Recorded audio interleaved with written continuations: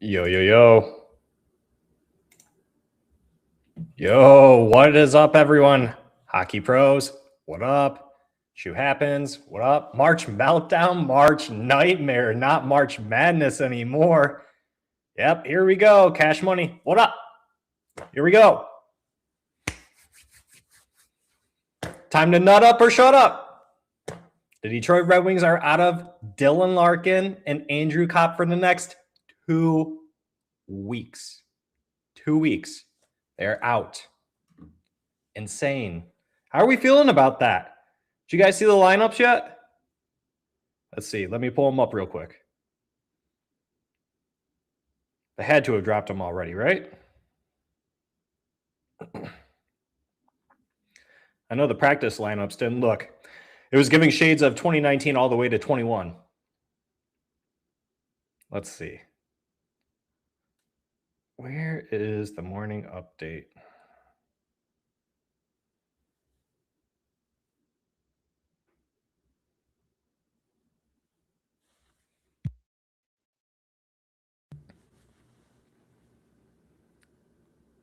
Morning skate lineups. From top line down, left to right, you got Alex DeBrincat, Andrew Kopp. Oh, that was from 5 days ago. My bad. As soon as I saw Andrew Kopp, let's see here. Who has it? Apparently not Ansar Khan. He must be out. I know Max Boltman. Yep, Max Boltman here. Top line, DeBrincat, Comfort, Kane. Second line, Finney, Casper, Raymond. Third line, NBN, Rasmussen, Appleton. Fourth line, JVR, Dries, and Shine. Shades of 2019-20. That's what it's giving. Shades of 2019-20.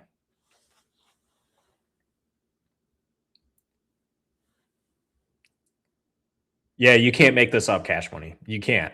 This is like prototypical. Oh, here's the lineup right now. They just announced it. Okay, so exactly the same as practice. On defense, Edvardson, Seider, Sherratt, Falk, Johansson, Docker. Not a surprise. In net, it's John Gibson.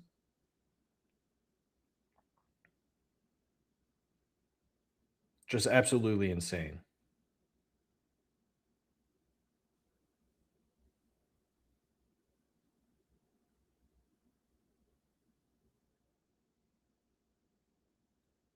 And I forgot to set my fantasy lineup. But not in Carlo's league.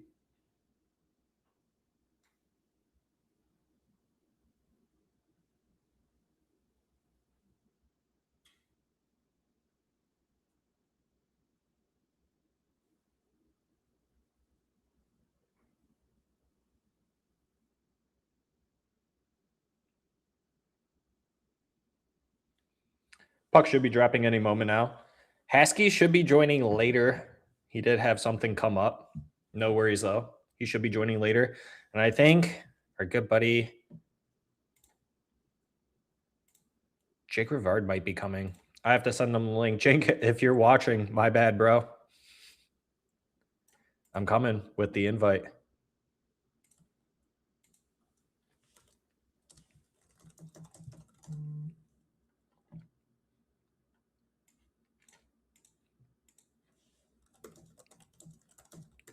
And then sending it to Haskey as well when he is ready.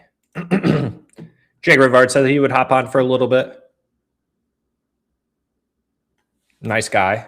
Friend of the pod. Came out with some pretty good articles lately. If you guys haven't read those, go ahead and head over to Octopus Thrower.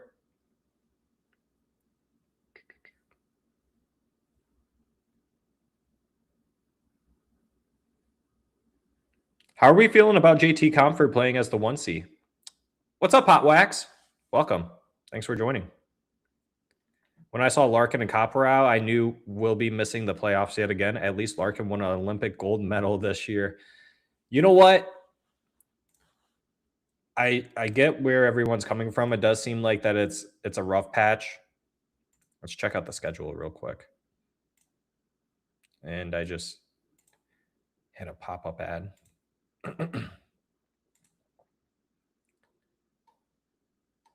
So tonight against Tampa. So 2 weeks from now would be the 26th, let's call it.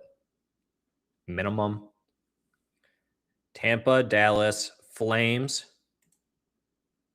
Habs, Bruins, Sens. And then if you have to go an extra couple games, it's Buffalo and Philly. That's actually not that bad. But you obviously want it to be a little bit better than that. Teams below you, Boston's behind you by a point. Blue Jackets are behind you by 3. Sens are behind you by 6. You have one more game played than all these teams. That's the other issue, is that we've played way more games. We're only 3 points behind Montreal. Montreal has to start losing. It's going to be tough. Who's going to be the young... We have to see who the young guy is that takes that next step. Is it Marco Kasper? Is it MBN? Is it Finney? It's going to be super interesting.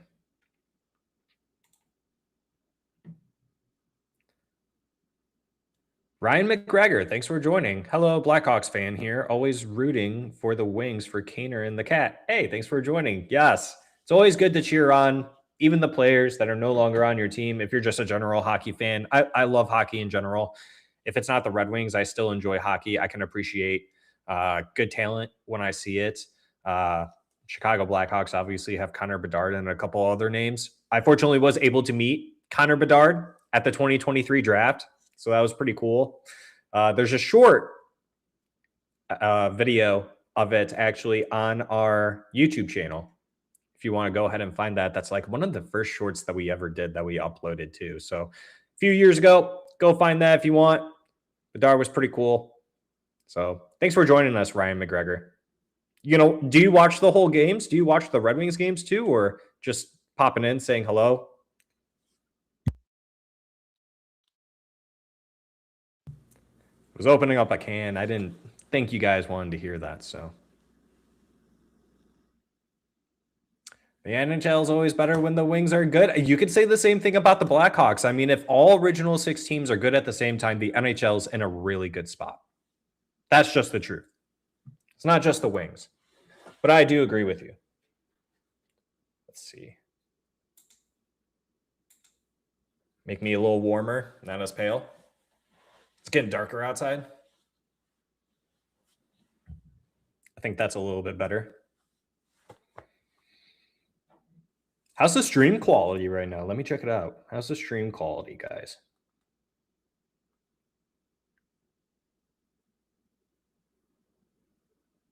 Not bad. Wow, I'm looking at it right now. It's actually not that bad.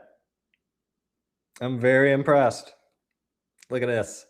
Look at us. We're getting it. We are getting it. We out here.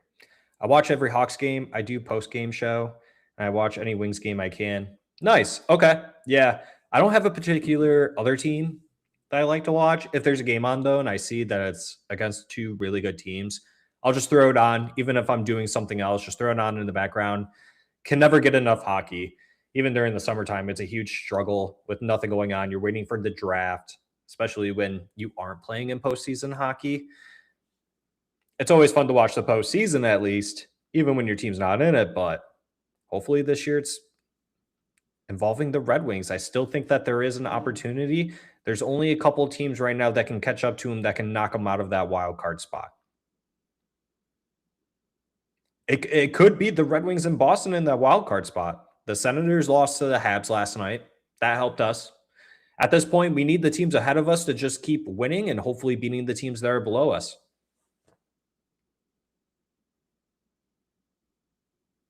Scott R., why did you have to open that can? Now I got to crack a beer on a work night.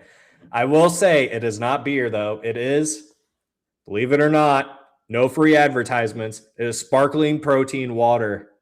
0 sugar, 30 grams of protein, and it is absolutely delicious. You can get these at Costco. They're really good. It is not a seltzer, I promise. Well, I mean, it's I guess it's a seltzer. It was sparkling water seltzers.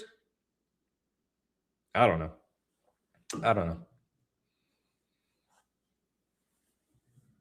All right, puck has dropped. Oh, and Tampa Bay already ices the puck there. That's not good for them. Good for us, though. That's all we care about.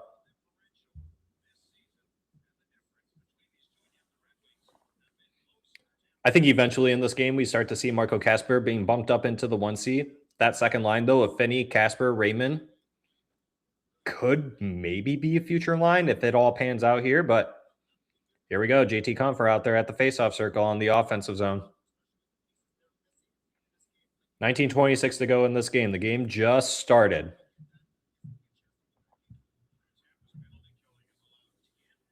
Puck going behind the net. Tampa recovers the puck, exiting their zone. Dumping the puck, going for a quick change. Sherratt trying to get that puck, does somehow get it out. Compher with it. Dumping it into the Tampa Bay zone. DeBrincat along the boards. Pass back to Kane. Oh, no. Oh, that was Compher. No, who is that? Yeah, Compher. Kucherov. Point.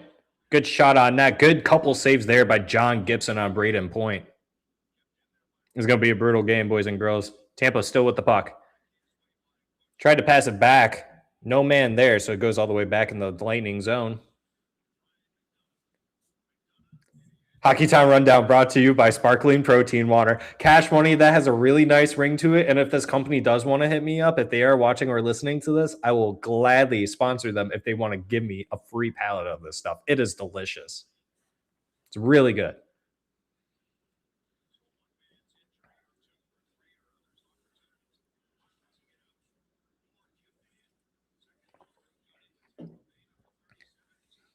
Tampa with the puck in the Red Wings zone behind the net.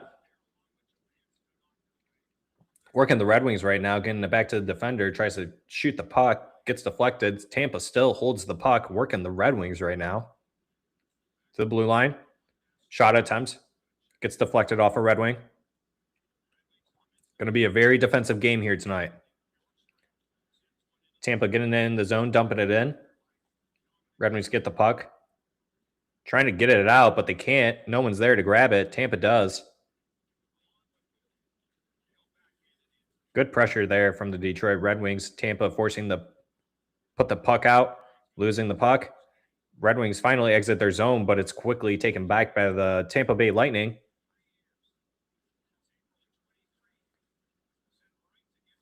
Red Wings doing a good shot and now allowing Tampa to get shots on net. Tampa's still working the Red Wings in their zone, though.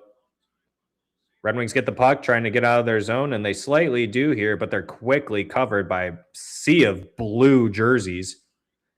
Good opportunity there for a line change. Get some fresh bodies out there. You got the second line out there now. Kasper, Finney,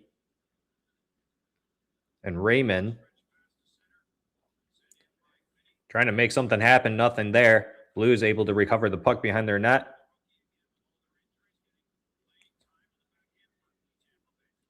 Finney going in for the puck, can get that pass. Goes behind the net. Tampa able to get the puck, clear it. Red Wings able to recover. Raymond just shoots it down in. Wow, this is brutal. This is shades of 2019-20 already. Cash Money, one thing I wish that the boys would get a bit more rowdy out there. Too many times has Gibson run into and nobody's doing a thing. I mean, you look at that fourth line, I would expect that fourth line going out there and roughing up some people on Tampa Bay. That's probably why Lalone called all those guys up, to be the bruisers. You got to play hard. And Tampa there with a good opportunity, just shooting it a little bit late there. It doesn't even get it to John Gibson, which is good. Red Wings coming on the counter here. Good shot there by Justin Falk. First shot of the game from the Red Wings, just almost 5 minutes in. Petra came battling for the puck. Hey, Jake. Hello. I'm just narrating the play-by-play, basically. Oh, good. Dude, it's giving me shades of 2019-20. I looked at the lineup today and I was like, they built this specifically to make me angry. Yeah, let's put our most promising scoring forward prospect on a line with two guys who have not made any offensive movement in the last 25 games. Yeah, make some sense, huh? I'm sure Michael Bransick-Nygaard is going to do just fine with Michael Rasmussen as his center.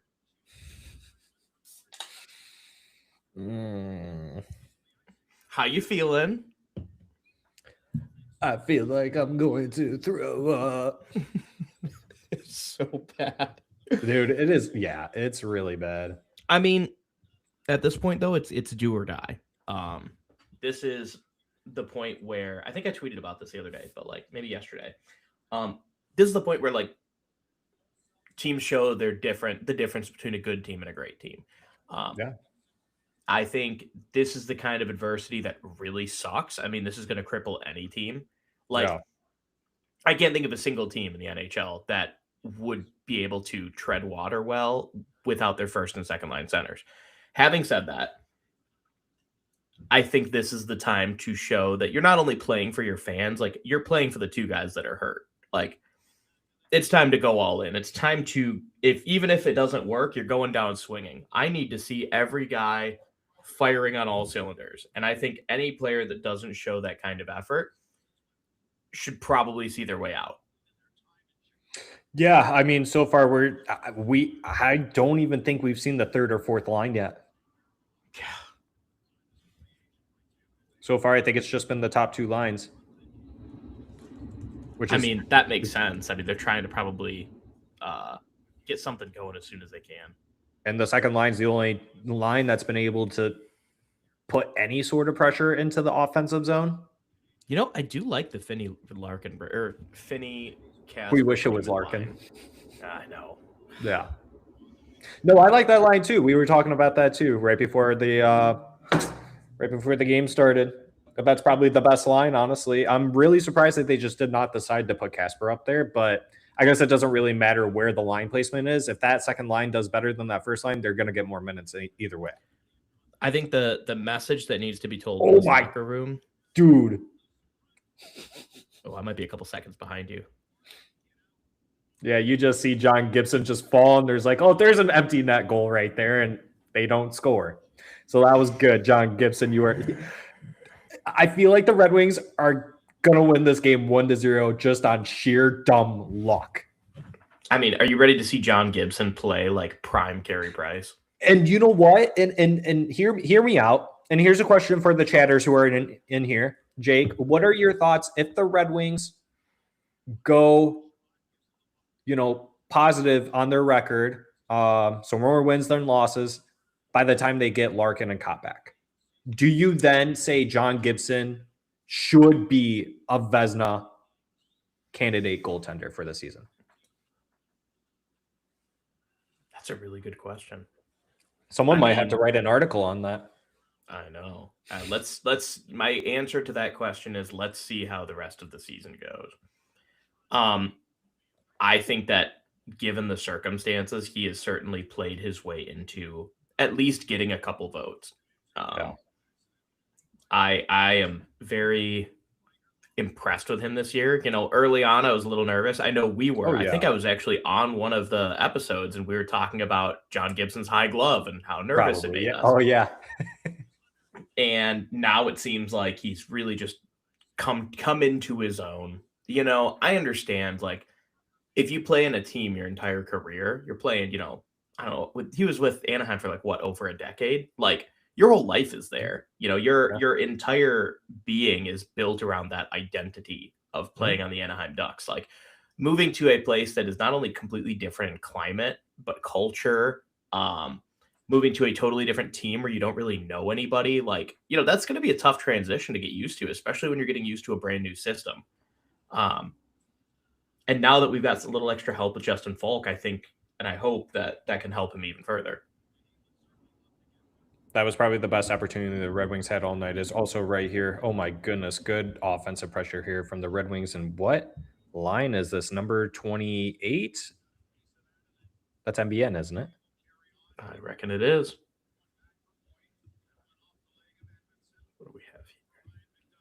And now they're back in their own zone, which is unfortunate. Yeah, I would totally agree. And also, I mean, like you're talking about it from, the at-home standpoint, like completely different culture. You got to move your whole entire life. You've been in Anaheim for a decade, but is he married? Does he have a girlfriend? Does he have kids? You have to think I about that believe stuff he's too. married and has kids. Yeah. Then yeah, it's also got to be tough on them. You got to go home, play dead, and you got to deal with whatever they're going through too. Maybe you're not getting enough sleep. Who knows? But I'm glad the adjustment period, came and went the way it did. And now we have a really good goaltender in John Gibson. But the last game, they showed a really good stat. I think his away record save percentage is like over 930 or something like that, Jake. Really? It might have been from a specific date on, but his away record save percentage was absolutely incredible. I think I remember seeing a stat like that. Yeah, he's had an absolutely unreal away record. He actually, I think he's either first or second in the league in shutouts as well, like including the half and half shutout he got against New Jersey a couple days ago.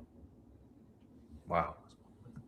Oh, this team is giving me so much anxiety. But you know how great for the narrative that would be if this team can manage to go 500 or above and manage to limp their way into a playoff spot.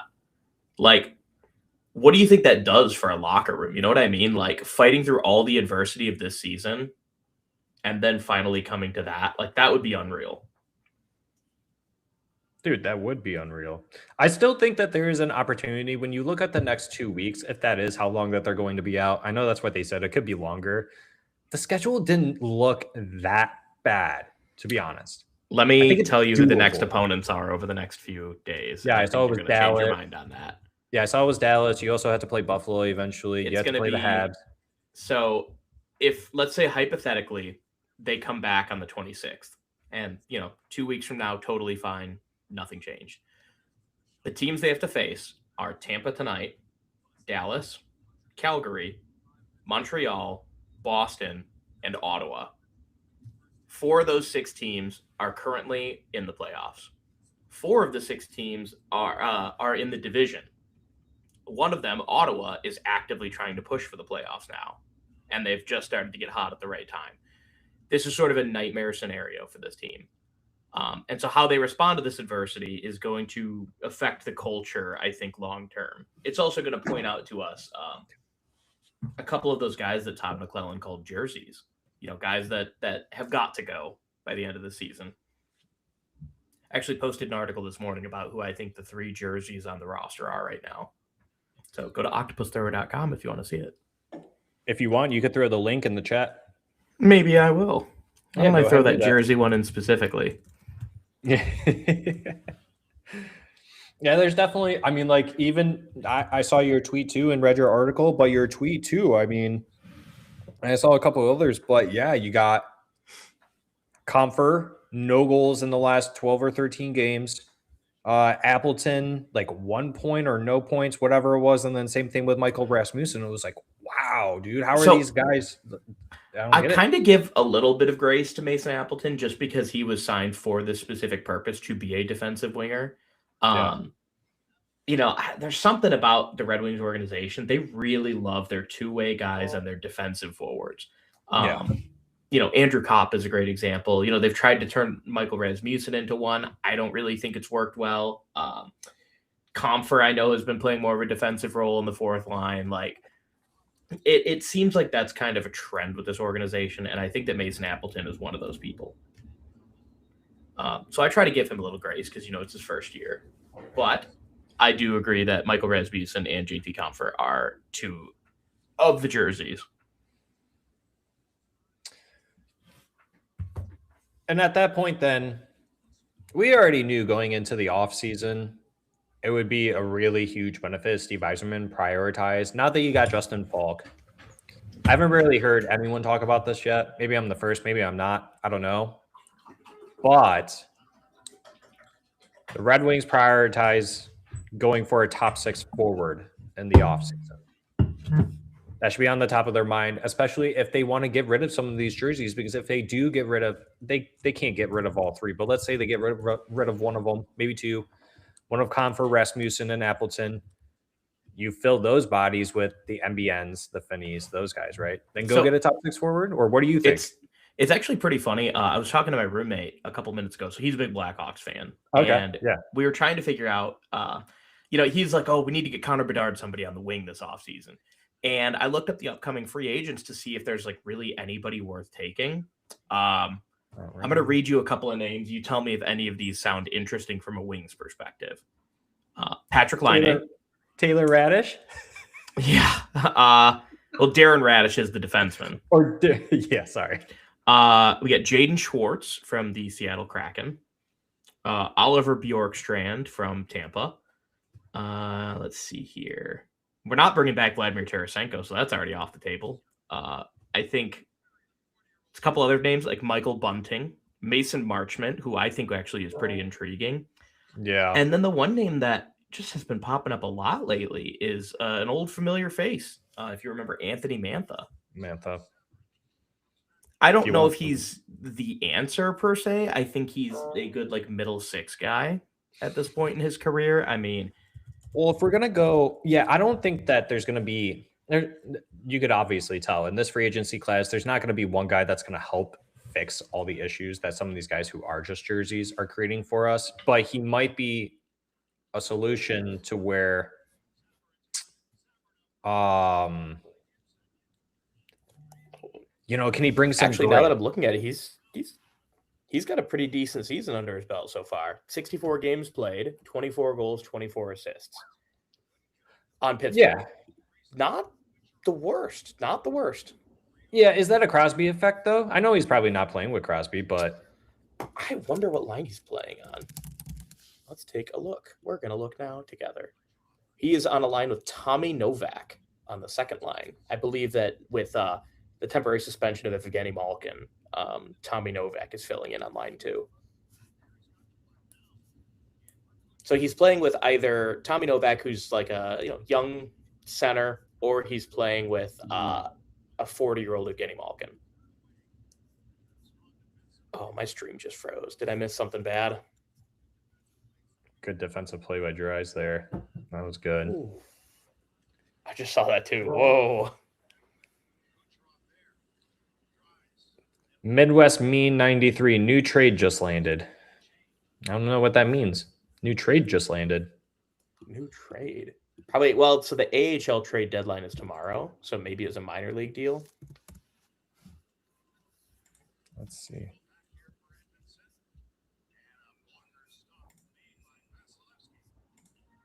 Oh, the Griffins. Oh, yeah. The Red Wings have acquired. Oh, yeah. Wojciech Stach. Is this dude Native American? What kind of name is this? That's a real Polish name. And Michael Milling in exchange for Ian Mitchell. For Ian Mitchell, you said? Yeah, so the Red Wings traded away Ian Mitchell. And this was, so this involved Tampa Bay. Okay, so Tampa Bay gets... Fact. We're literally playing them. Playing so Tampa. The GMs are just sitting next to each other. All right, you guys good? Yeah, let's send this in. Come on. All right, Jake, what do you know about these guys? Absolutely nothing. I think Ian Mitchell is a really familiar name to me. Big defenseman. Big defenseman for Grand Rapids. I know that. I'm curious to know who these guys are that we received, though. Oh, this guy you're talking about, he's German, bro. Oh, really? Yeah, so played with Sider. Okay, so this is why I recognize the name. Ian Mitchell is a former Blackhawks draft pick. He's picked 57th overall by the Chicago Blackhawks.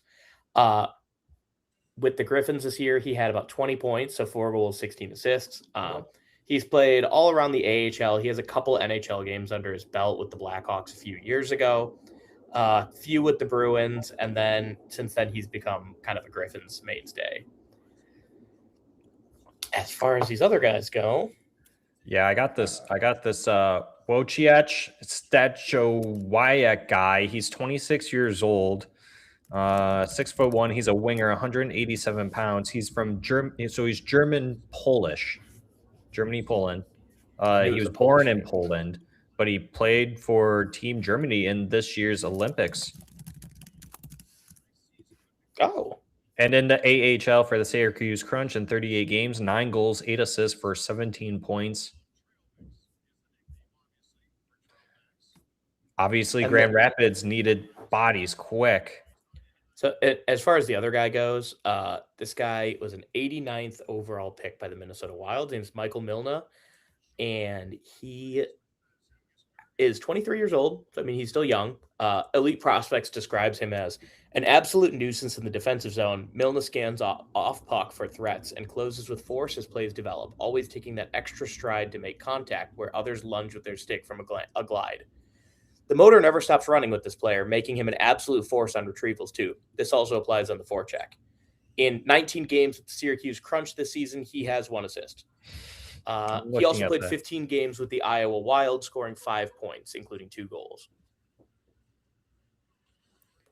They have him projected at 9 points on the season for the Wild. So I see this as, or not the Wild, for the Griffins. So I see this as like more of a depth guy. I mean, he's going to be on the Griffins. Like, I don't think either of these guys are really going to be making it from the Wings perspective at the very least, but they must really think they're going to help in Grand Rapids. There's a lot of injured guys in Grand Rapids right now.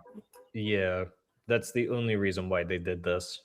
Well, and the fact that we called up for their forwards in less than 24 hours. I have to wonder if this is the first time in NHL history where 2 teams made a trade while they were actively playing each other. I think I asked that question a while ago. I don't think I ever got an answer. So I'm curious to know that too. It can't be the first time, right? You actually think that they're sitting right next to each other? I kind of wonder if that, there were a couple. Wasn't there a game where Matt Duchene was traded midway through? Or am I wrong? From when he was with he was, yeah. So he was traded when he was with Colorado. He was traded in the very middle of the game. That was when he got traded to Dallas? This is when he got traded to, I think it was Columbus. I forgot he played for Columbus for like a little bit, right? No, this is when he went to Ottawa. That makes sense. How many teams has Matt Duchene played for? So he's done, what is that? It's like Colorado, Ottawa, Columbus. Did he play for Nashville, I think, at one point? Or am I wrong? I think Nashville and then now Dallas. So that's what, 5 teams? Wow, that's crazy. That would suck to get traded mid-game. You go down to the bench and they're like, hey, by the way, you're out of here. See ya. You still owe me $20, dude. Yeah. Shots on net right now. Red Wings are actually leading on shots. They're just doing a really good job at playing defense, but it's only the first period and you got 2 more left. And history shows that the Red Wings, when they play a really heavy defensive game in the first period, they somehow collapse in the second or the third. Okay, well, now you're jinxing it, so. Yeah, so hopefully I'm wrong. Jinxing it to make it to where the Red Wings score all the goals. Come on, guys. Come on. You know what? I don't want to overreact, but if this isn't a 9-1 blowout in favor of the Wings, I'm going to be not happy. Now 4-1-2. Boys are grinding. Holy crap. Yep. She's going to be a long one. Nice defensive play there by Dries earlier. Yep, we saw that one. That was a really nice play by him. Midwest Mean last year, they traded Husso after a game against Anaheim, but I don't remember it happening before. It might be the first. Kane with a big hit there. Missed the hit.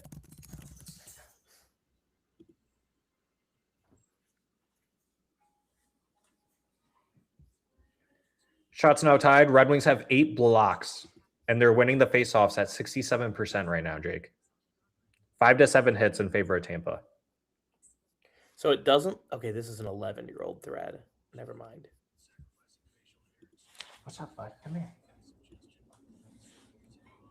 Come here, dude. Come here. You want to say hi to people on the stream? Come here. Come say hi. Come here. Oh, come here. Come here. You're okay. Come here. Watch your head. Yeah, you're easy to pick up, Zuko. What's our newest guest's name? This is Zuko. He's the Fire Lord. Zuko. He looks like it too. Yeah, he just got groomed the other day too, so he smells good and he's all soft. Yeah, aren't you, bud? He's like once Zuko gets that haircut after he gets the ponytail. Yeah. Ellie, you're too fat for me to pick up. She's got a lot of winter weight on her. My cat was in here for a little bit, Jimmy Howard, but he's hiding somewhere now. So. Was he eating your plant? No, not this time, thankfully. Adam, what up? Thanks for joining. That trade is funny. Pretty interesting timing, though. That's for sure. Like, I wonder if one of them was just like, hey, like, you want to do this? And they're probably like, let me think on it, and then I'll let you know when we get to the rink. So you want to do it? Yeah, let's do it. Yeah. I think this is the first time that this has ever happened. Hot Wax, I have 2 dogs. I have an Australian Shepherd and a Golden Retriever. I guess you guys can see the Golden if you want. You guys can see me struggle. Ellie, come here. Come here. Just under 4 minutes left to go on the period. Come here. Hey, the people want to know how many dogs you have. Oh my goodness. Oh my gosh. Just 2 dogs. Just 2 What a dogs. ham. Right, Miss Ellie? Do you ever call her Ellington? I call her Eleanor. A lot you can do with that name. My dad's got an Ellie as well, so we'll do everything from like Eleanor Rigby to Eleanor Roosevelt. No, I call her. I tell her all the time that she's diagnosed free-spirited. Oh, diagnosed free-spirited. I'm afraid it's terminal. she's just always happy to be around, man. Like, it's never a dull moment with her. She's the dog that actually chases her tail. I've never had a dog that chased their tail. Wings are on the first power play, by the way. There we go. Kucherov hooked. So that's pretty fun. Yep, Cider. Oh, there we go. Cider back with it. And the Raymond, Comfort trying to go in and get that. I got Comfort on the PP1.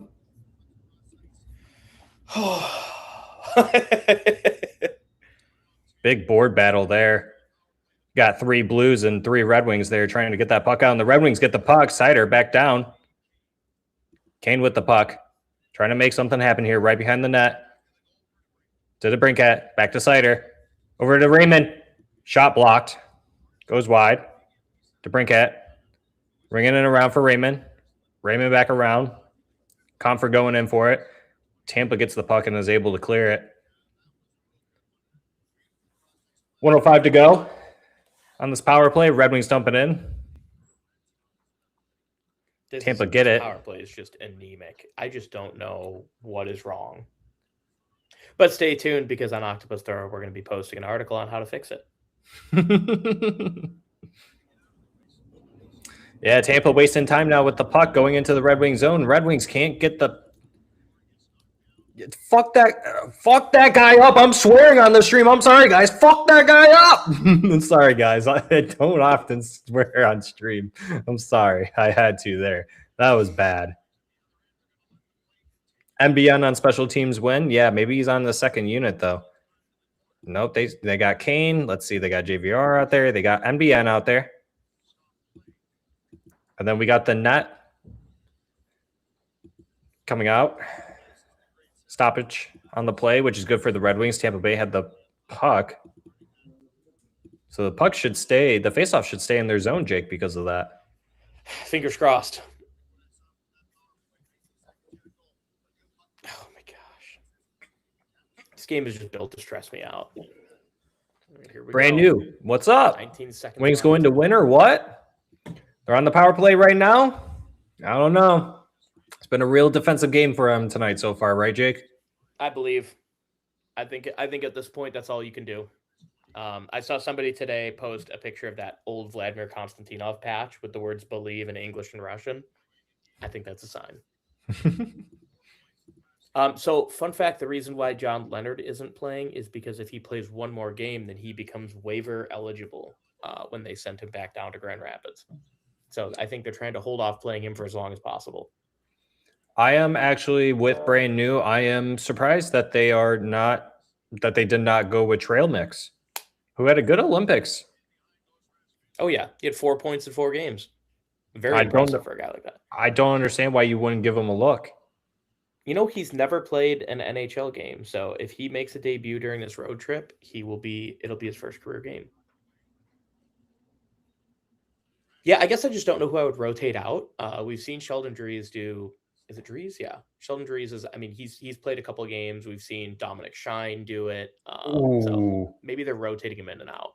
Oh, Michael Rasmussen took a big block, and he can't even get up on his feet to skate off the ice. Oh my! Oh, this is the most I've noticed him on the ice. Jake. I swear to God, if we lose another center, there needs to be an investigation. And Moritz Heider going in the zone with the puck, carrying it in a little bit there. Red Wings doing everything to stay up there. Raymond. Casper. Board battle here. Back to Cider. Over to Edmondson. Casper. Behind the net. Trying to do everything he can. Marco Casper's trying to separate himself, and he's got to be the one to do it here. Red Wings with a shot on net. That gets blocked. Actually, I think that was saved. Might have hit the side of the net. Red Wings keep the puck in the zone, though. Emmett Finney. They're playing hungry, at least. Penalty to the Red Wings. Casper for holding. They were really getting under Casper's skin there when he was doing that little board battle behind the net.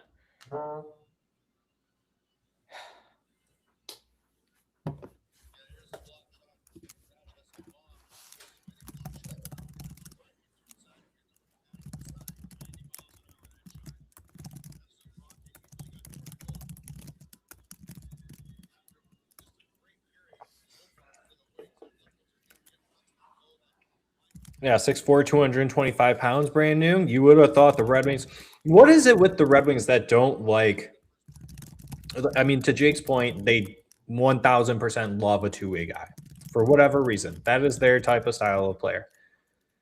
God forbid they actually get someone who has size and actually wants to play with physicality. Rasmussen, Soderblom, Appleton, I guess you can throw out there. Have we seen, is Rasmussen on the bench? I don't know if it's cut, the camera's cut yet there or not. They have not caught to him. Okay. Probably because they know that fans are going to be mad at him either way. Doesn't really matter. But yeah, definitely want to know on the status of him. I do think Casper's been playing really well, though, especially today. But even if he got that penalty. Wow, another good save there by John Gibson at the end of the period on the PK to keep this game at 0-0. This game, Jake, like I said, somehow the Red Wings are going to get a power play opportunity. They might be able to score something. Maybe it's a breakaway, and they're going to win this game 1-0, and it's going to be because of John Gibson.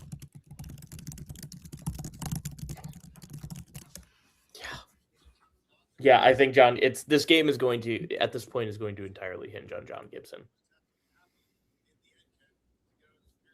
No pressure, though. But, yeah, I mean, I liked a little bit of the hustle. I think there's been some good hustle so far this game.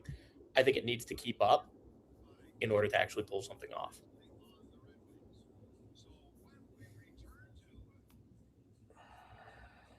Haskey said that he will be joining as soon as this kid falls asleep, guys, so he will be on soon. Jake, you're more than welcome to stay on as long as you want, but I know that you had to get going at some point. You don't have to stay for the whole game, but always a pleasure to have you on, and anyone else that ever wants to come on these live streams. So you had some really good articles. Figured you want to come on here, spit some talk on them and talk about the obvious injuries, and it's very unfortunate. But what do you think are the, I know we slightly touched on it. Now that we're in intermission, though, what do you think are the opportunities, or what is the likelihood? What are the chances that the Red Wings can go 500 until Larkin and Kopp come back?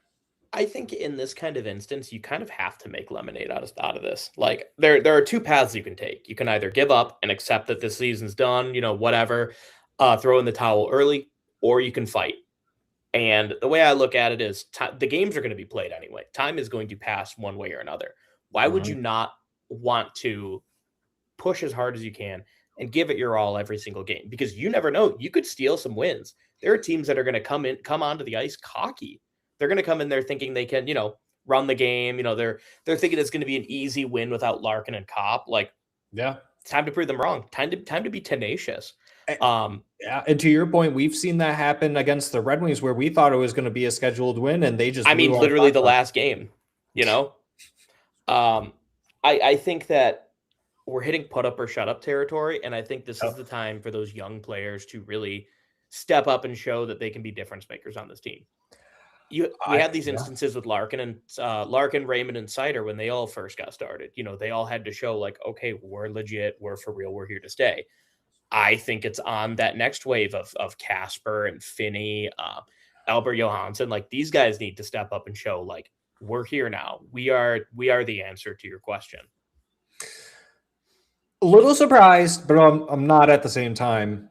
They didn't think about potentially putting Finney at center. I know that they haven't really tried it at all this season. He can play center, but I was a little shocked by that.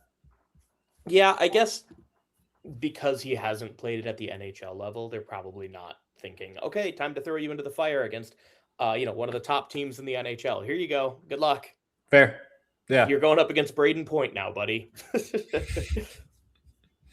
Well, yeah, I wasn't expecting like top line or second line or anything crazy like that, but it's probably better for him to get those minutes, get that exposure. I mean, and he's already played in the top six for probably majority of the season so far. He's played in the top six, so it's not unfamiliar territory for him. So there's,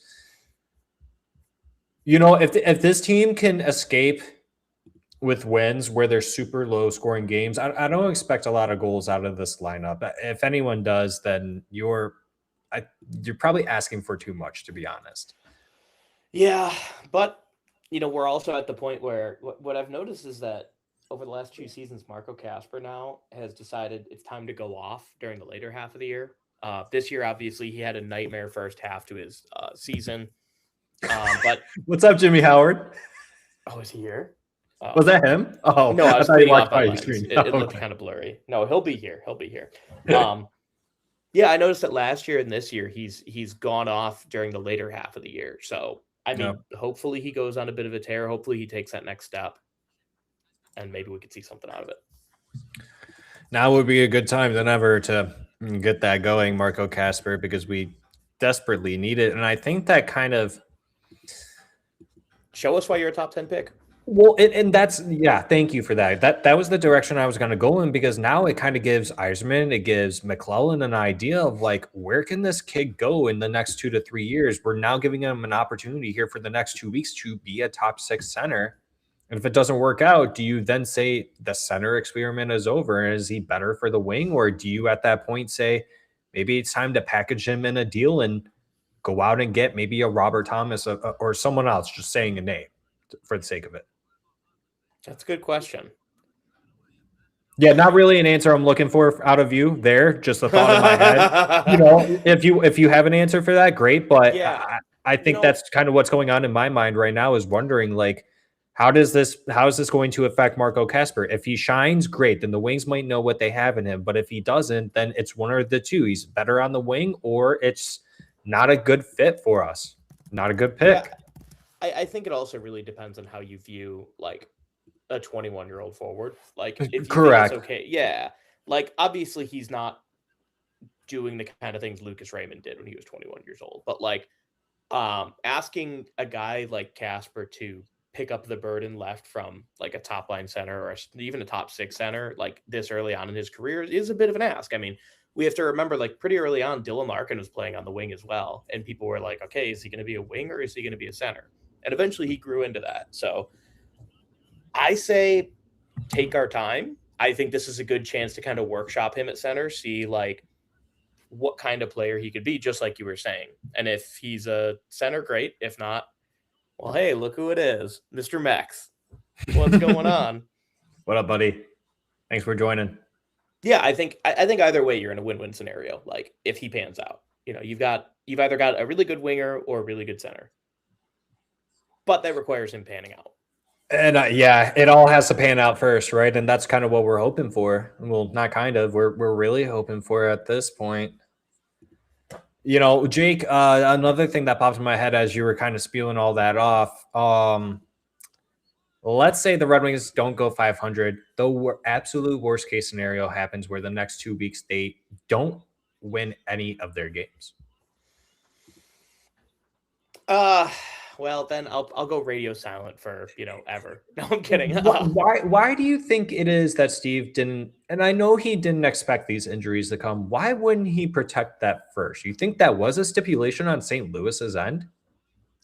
I don't know. I think that at the position they were at, I'm sure they were thinking, okay, we have a pretty good berth. Like, I think we're going to be okay for the playoffs. Like, let's just see where it goes. Or maybe, usually the protection stipulation is like, oh, if it's protected, then you have to give up next year's pick. Maybe he was thinking like, how are they going to use next year's pick effectively? Like, I'm not entirely sure myself. I wish I had the answers for you. Right.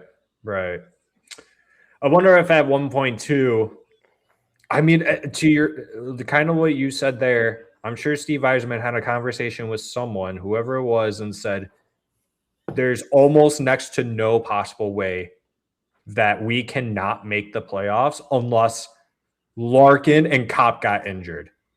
And someone somewhere in the world said something like that and truly jinxed it for them. Is there a possibility this team could make the playoffs if they don't win any of the next games in the 2 weeks? I mean, I guess it would depend on if they don't win any of the games over the next 2 weeks. Let's say none of them. Every single thing would have to go right for them to make playoffs at that point. Yes. I mean, you would have to basically 2024 again. Yeah, you would have to see like Montreal regressing, Ottawa regressing, Buffalo or Tampa falling apart. Obviously we're still neck and neck in the division right now. I think there's only like a 5-point difference between Detroit and Tampa. But yeah, so Tampa is at 82 points. Detroit is at 79. So literally a 3-point difference between there's a 3-point radius between second place in the division and outside of the wild card. Like, that's how close we still are. It's just also I say think about what would happen if everything goes right. What happens if they win every single game? And I think that's even tougher to answer because no one in their right mind, Jake, and I know you're even crazy. You think you're crazy for saying something like that something like that probably couldn't happen based on you look at this team on paper, you're like, no absolute way. But if they do it, then what? Yeah. I mean, you're looking at the top team in the East at that point, almost. If they do win every game. Fingers crossed. I hope so. Mexanadian says, I would not be surprised if it was an ask on St. Louis how much they've been charging for their guys. I mean, I don't know. Yeah, well, it's probably one of those things we'll never know. Honestly, surprised Helene St. James didn't ask. I know she's really good at asking questions over there. So brand new next week will determine everything. Yes, it will. It truly will. Whiskey and wings, no LOL. We're not going to finish on a 10-0 stretch, Jake. Not with that attitude. Oh, whiskey and wings, he got you there, buddy. I don't know. We'll have to wait and see. I mean, I think it's possible to go 500. I think it is possible, but a lot has to go right still. Yeah, I mean, the way it is going in this game, I mean, there have been 3 opportunities where the Tampa Bay Lightning could have scored a goal, and they didn't. They whiffed on the shots. Like I said, like, this is a chance to establish that culture. This is a chance to show, like, okay, this isn't just Dylan Larkin and the team. It is the team plus Dylan Larkin plus the team, Yeah, and that's a good point, too. And I wonder if that's something that Tom McClellan might be going in there and saying, or maybe even someone like Big Daddy P, David Perron, who's in there in the locker room now, skating with the team. Well, he's not playing games or anything, but I wonder if they're going in there and saying, you know what? Dylan's not here, and we hate to say it like this, but this is your guys' team now. Create your own identity. Be yourselves. Go out there and showcase to the NHL that you're not just a teammate of Dylan Larkin. you also have a name. And that's what these guys should be doing out there. I agree with you. That's what they should be doing. Tom McClellan, Daddy P. I'm sure Dylan's with them, isn't he? He's traveling with them on the road trip, yeah. I wonder then, if they're saying it's 2 weeks, though, but he's traveling with them, I wonder, like, what it is. Oh, in case you didn't want to know this, which I know you totally did, Detroit has the 6th strongest schedule in the remainder of the season. Yep. Their toughest opponents are going to be obviously Dallas, Buffalo, and Tampa twice, but you've also got Montreal, Pittsburgh, and the Minnesota Wild to contend with as well.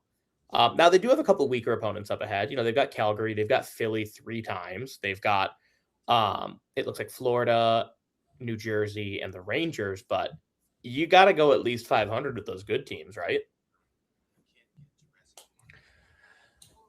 Part of me wants to think too, because we are trending towards the end of the season. And they've got to beat Ottawa. Good point. Well, looking at some of these teams, you would think Tampa's lost their last 2. Buffalo's won the last 8. Montreal's won the last 3. I know that Ottawa lost against the Habs last night. No one's on a winning record right now except for Montreal and the Buffalo Sabres in the East. You look at the Flames. I mean, some of these good teams, maybe they start taking a little bit of a backseat because they feel like that they are in a good spot and they can't get out of it.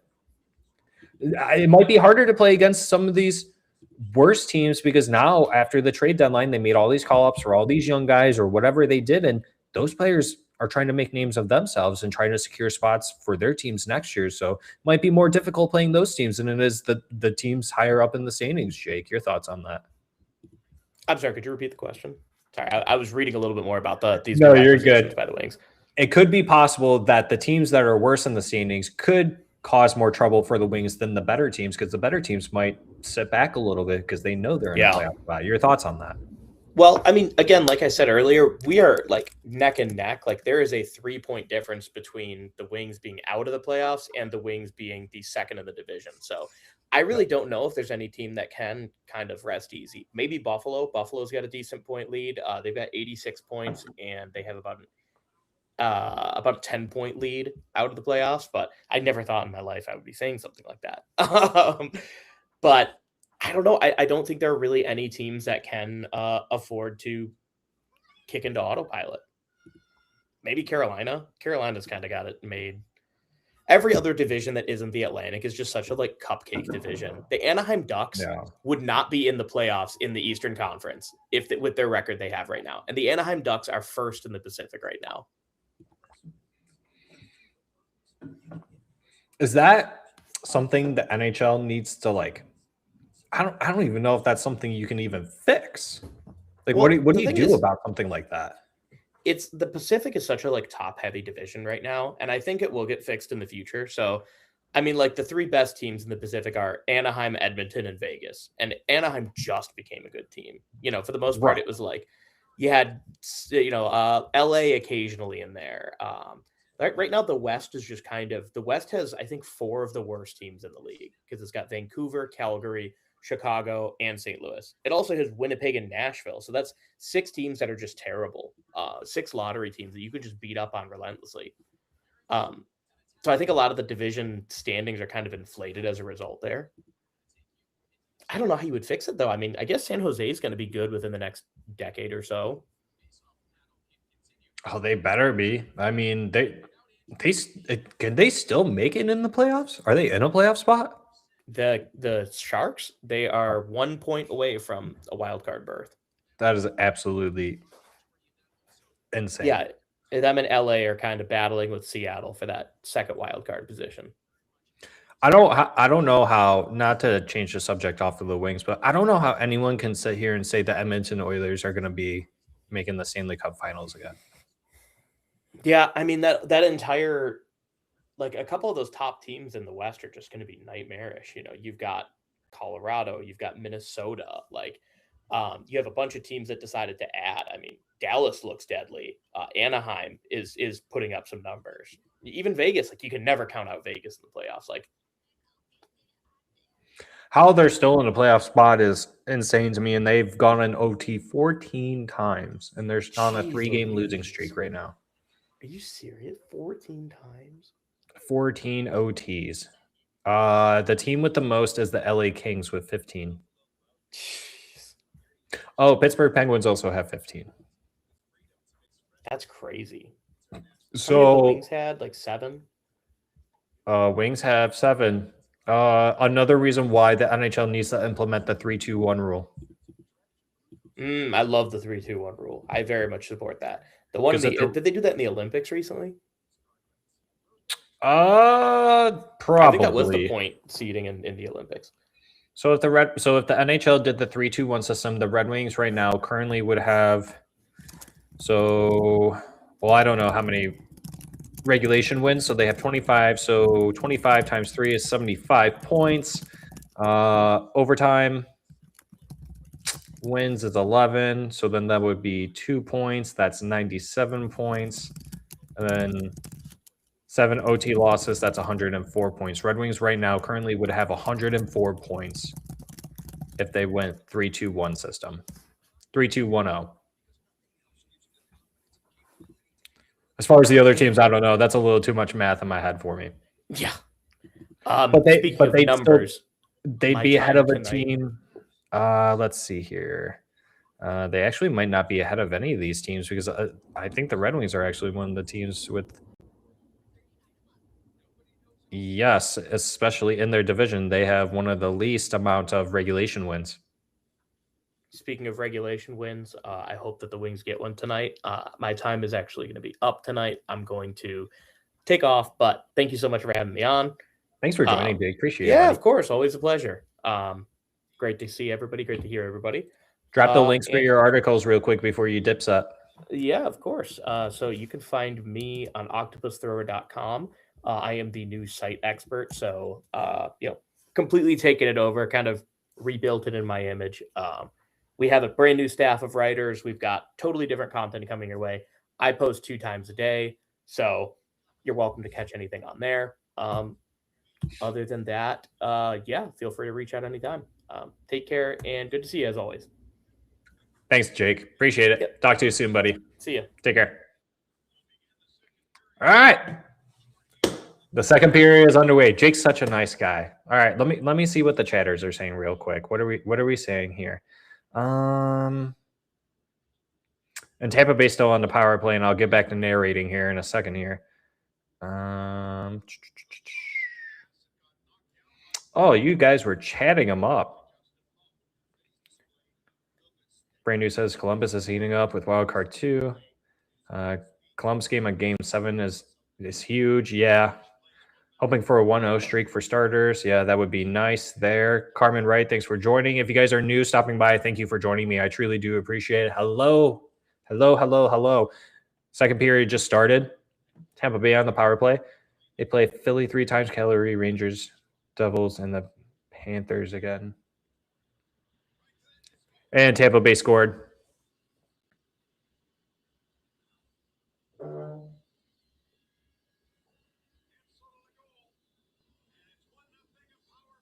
Jake Gensel.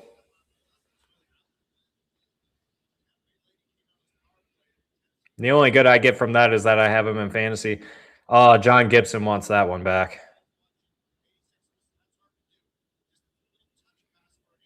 He wants that one back. That is a bad goal to let in, John Gibson.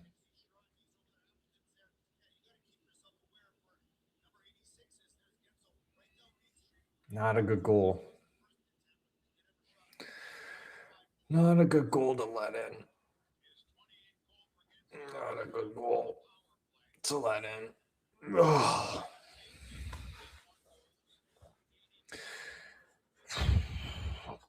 It was bound to happen at some point because they were making a bunch of shots, hot wax. Yeah, Red Wings were doing a good job at minimizing those opportunities, but it was bound to happen, just like you said, and shots are 9-6, Tampa Bay. Brand new, 5-hole. Yeah.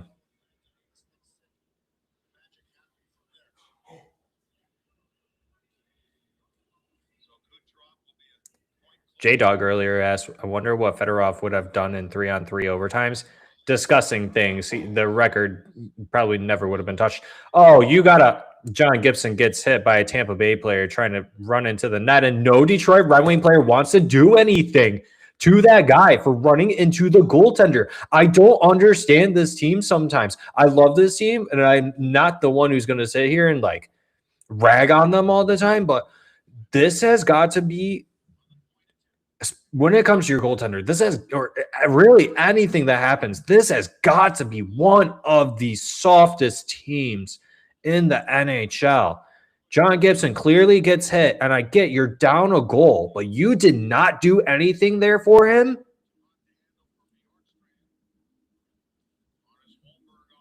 Absolutely incredible stuff. It's absolutely unbelievable. This team has issues with sticking up for each other.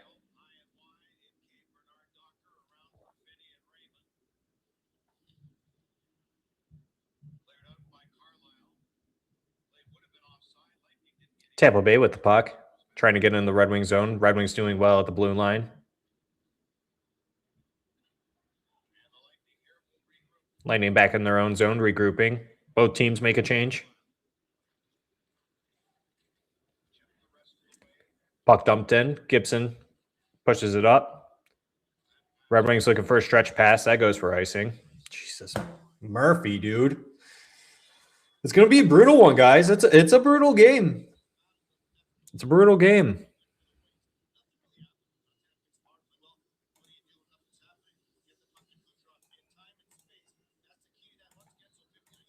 Very, very, very brutal game.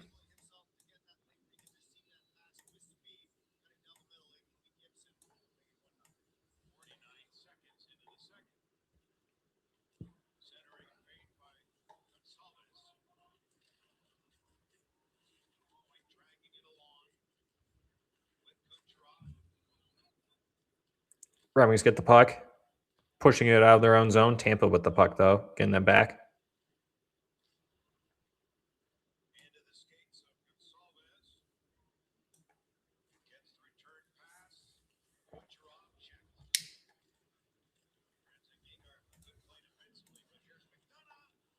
Oh, John Gibson down. Tampa Bay still with the puck. Just shot wide. That looked like it was going top corner.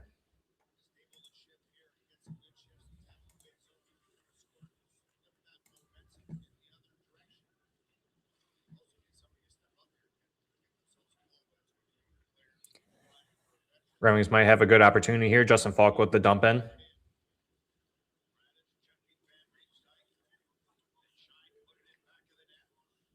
JVR. Drop. I don't know these new guys' numbers, so it's really tough to tell who's actually out here. I know JVR's out there. I think that was Shine out there. Comfer.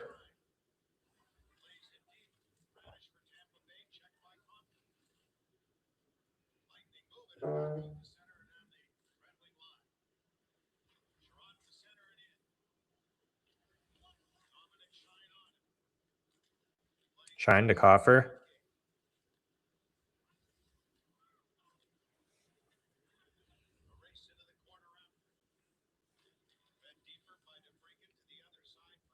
Kane. Moving with the puck. Shot on net. Red Wings looking for an opportunity. There, couldn't. Alex DeBrincat shoots it. Ooh, just goes wide.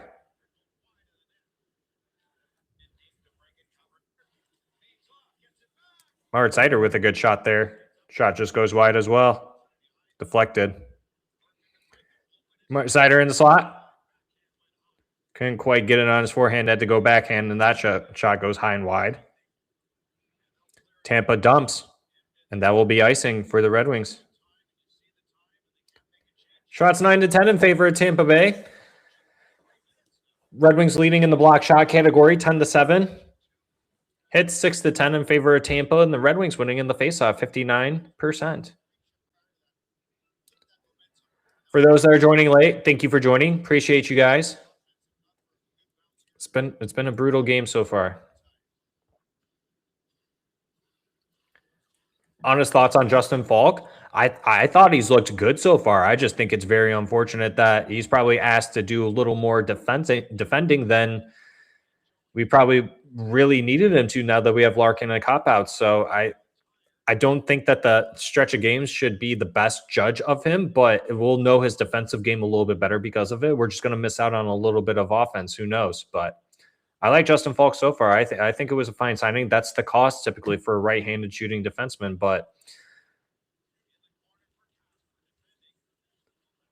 can't afford to take a penalty down 1 with 5 Griffins in the lineup. No, they can't. Whiskey and Wings. They definitely cannot take any more penalties. I like that Falk is trying to jump into the rush and play in the O zone. He can skate up and make good breakout passes. Yeah, that's something that Justin Falk does really well. ASP can learn from Falk. That's probably the plan for next offseason. I wish Stevie would have gotten Trocheck at the deadline. What is he saving the cap space for? Well, you gotta extend Simon Evanson in the offseason. Maybe there's a trade or two that he makes out there for players that have some high cap hits or something. Who knows?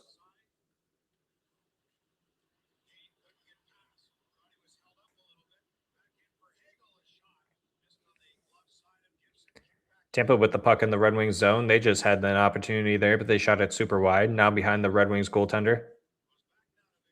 Clap bomb at the blue line. Justin Falk with the puck, moving it up. Here comes Alex DeBrincat coming down. Ooh, good opportunity there. Vasilevsky must have gotten a piece of that. Back to Sider. Edvinsson. Kane. Edvinsson. To Sider. Walking the blue line.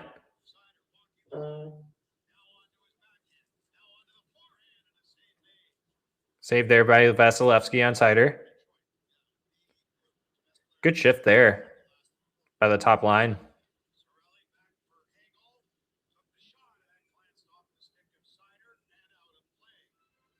Good shift there by the top line. 1-0. TV timeout. 12 minutes ago. I will be right back, everyone. I will be right back.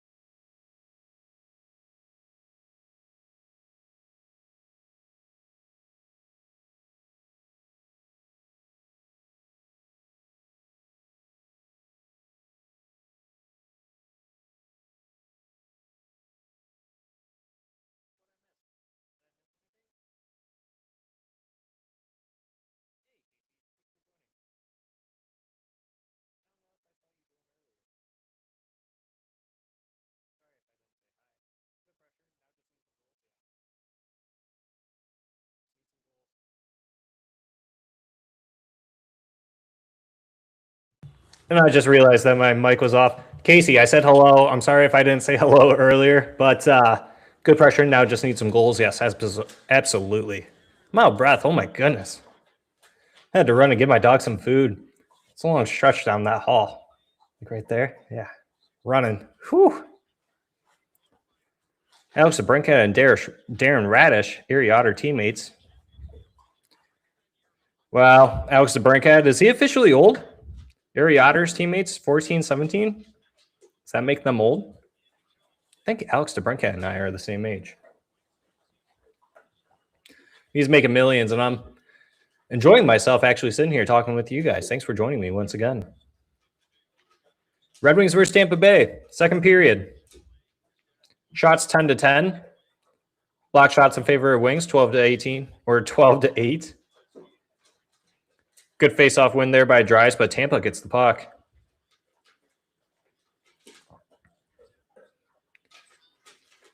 Wings applying pressure. Puck got out of the net or the zone. Tampa has to regroup. Red Wings with the puck. Justin Falk dumping it. Oh, good stop there.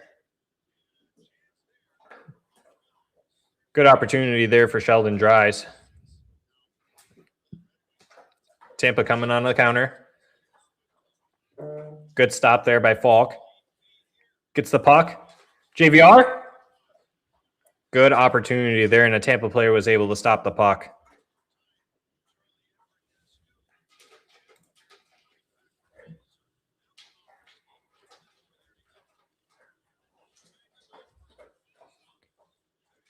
Tampa behind the Red Wings goal, and Red Wings able to get that puck.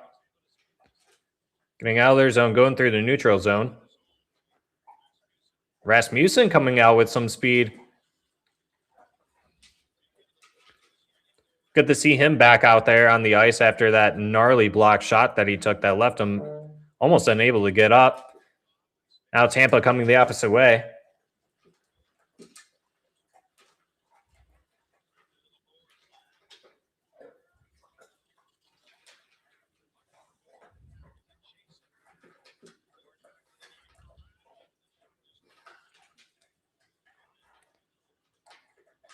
Oh, and the Red Wings might be getting lucky here. That was a high stick.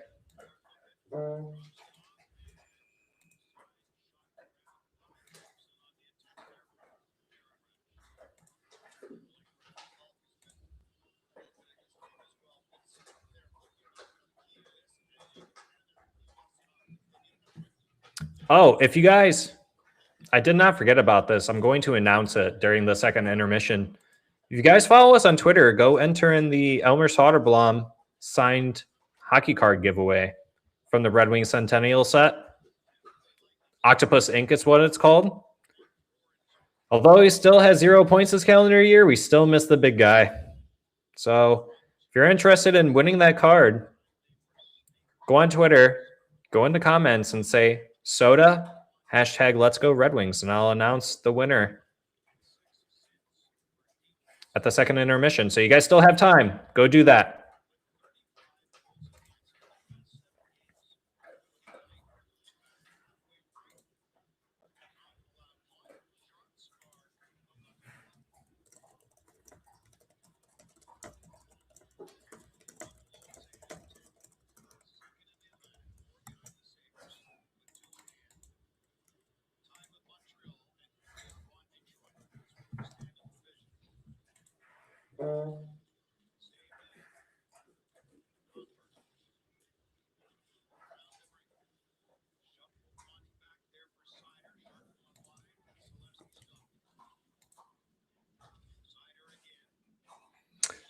So if you guys did enter in that, I hope you did. Go ahead and do that. Brand new Rasmussen, speed. Drew, what up? I'm the only lady here today. I got the naughty this time. Did a total reboot of the phone, and now apps work properly again. There you go. There you go. There you go. A naughty, a notey, like a notebook? I'm confused. Glad to know that your phone works now, though. I need to get a new one. I got to upgrade. I got a 14, the iPhone. And today, for the first time ever, I think ever since owning an iPhone, it told me that I was running, that I did not have enough storage to take one photo. I have no space left in my phone, apparently. Not even for a photo, not for one photo. Incredible.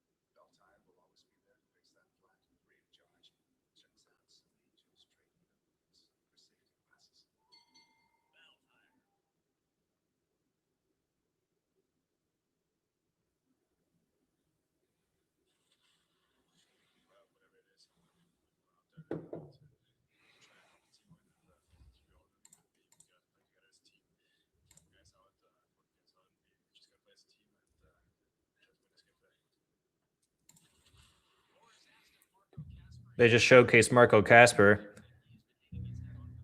He's having a decent game tonight. She's got to get on the scoreboard. Someone's got to get on the scoreboard. Who's going to be the player on this Detroit Red Wings team to stick out the most? Who's going to put their neck out there to be the player who puts the team on their back?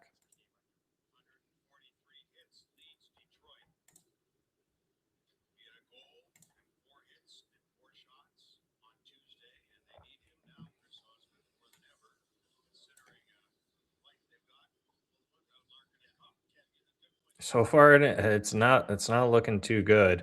Patrick Kane leads the team in time on ice on the forward end at 10.5 minutes.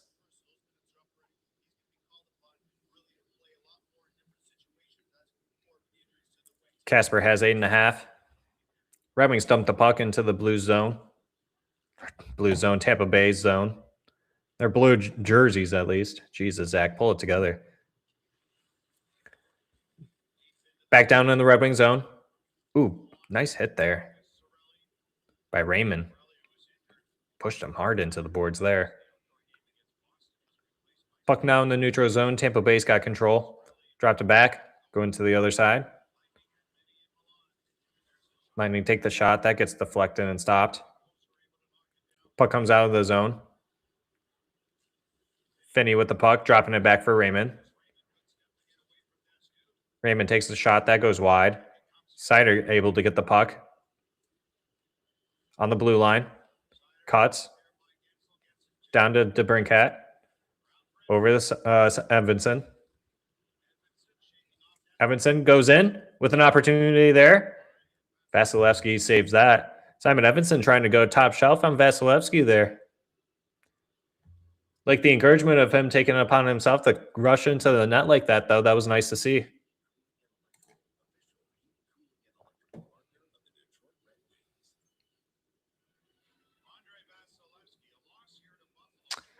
I mean, the Wings don't look that bad tonight. They are working the puck around decent. Brand new, I will agree. They actually don't look as bad as I thought that they were going to be. They're playing a really good defensive game. And it's a 1-goal game. I'm very surprised by that. Drew says, I've been rocking the S21 Ultra. Love this phone. Nice. I'm glad you like it. I'm probably going to stick with iPhone. It's easier that way. I've done the whole Android iPhone switch a couple times, and I don't really want to do that again. If only leaning on Rasmussen now could remake him into a new player. Yeah, no kidding. At least be like the power play guy in front of the goaltender like we drafted in the B, or at least that's what kind of Holland and Co. thought he was going to be. Good opportunity there for the Red Wings. Still able to keep it in the zone, though. Wrapping it around behind the goaltender. Alex DeBrincat with the puck now. Passes it to Patrick Kane. JT Compher.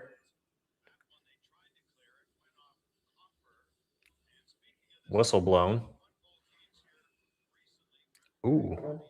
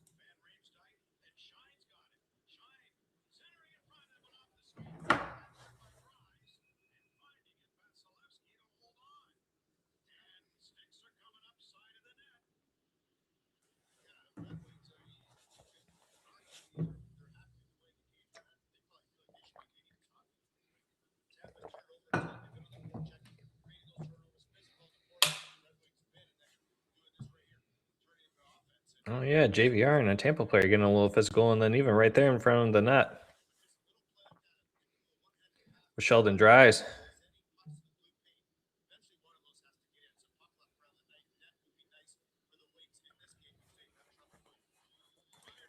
Puck in the Lightning zone.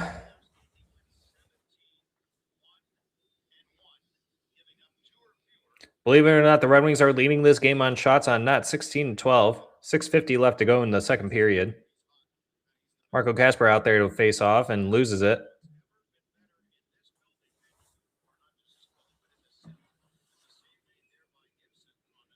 Haskey said that he'll be on the third, during the third period.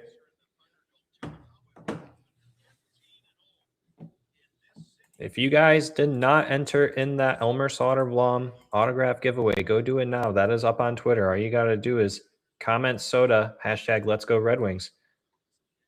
And if you did, I'm happy for you. So it's a pretty sweet card. You guys get it for free. It's a free card. It's an autograph card.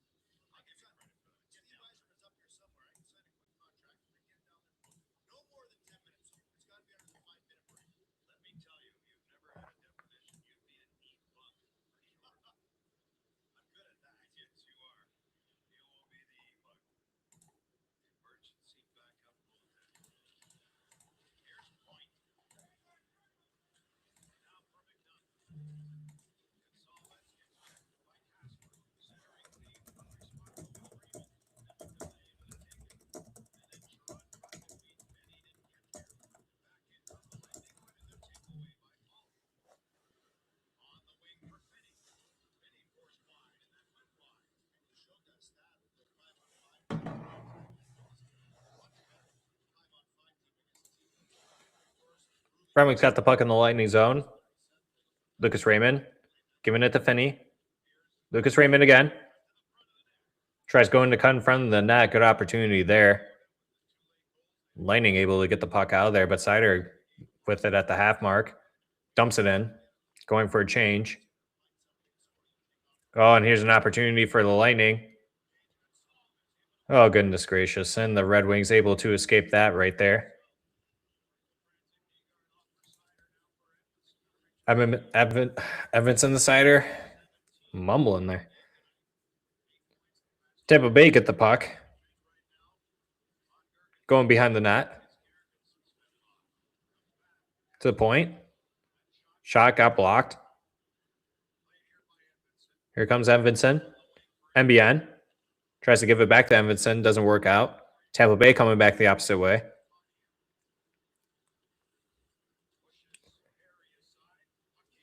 MBN tried moving the puck. Couldn't. Tampa Bay back with the puck. Try centering out in front. Can't. Tampa still with the puck. Shot goes wide. Tampa with another shot from the point, and they score somehow, some way. That puck just goes into the net. I'm not sure if that's a good goal or not. The goaltender was down and everything. No call. They didn't call it a good goal on the ice. And Corey Perry saying he wasn't in the blue paint.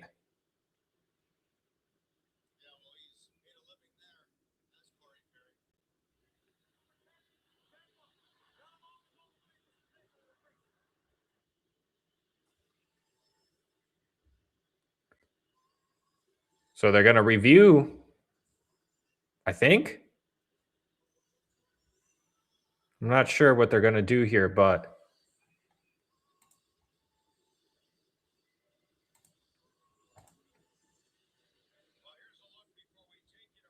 yeah, let's look at that. Okay, so Corey Perry gets hit into Gibson by Rasmussen, I think that was. Michael Rasmussen hits Corey Perry into John Gibson with a hip check. If that's what you want to call it.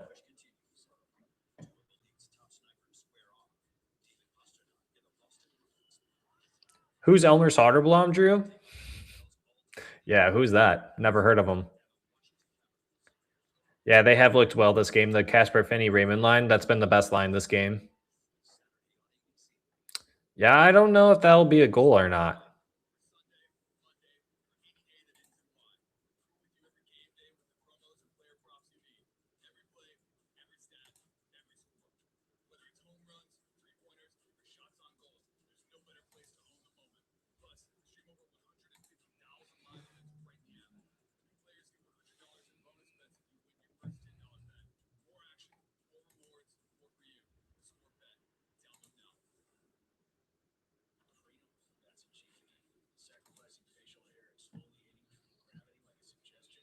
You think that's a good goal, brand new?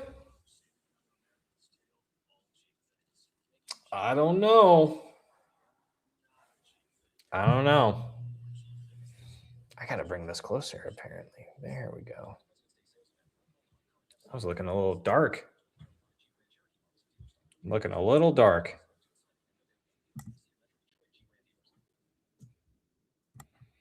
Once again, Husky highlight should be showing up here for the third period. 4:45 left to go in the second.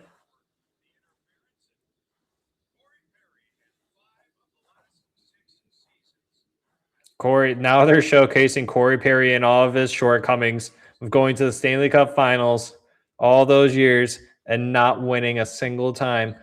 Cry some more about it. Who freaking cares, dude?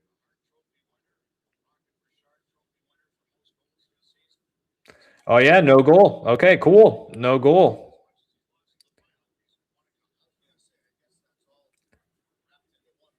Perry tried to get out of the way.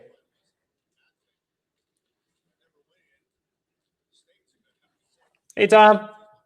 What's up, Cheese? Good to see you, buddy. Hope you're doing well. Dom Tolmage.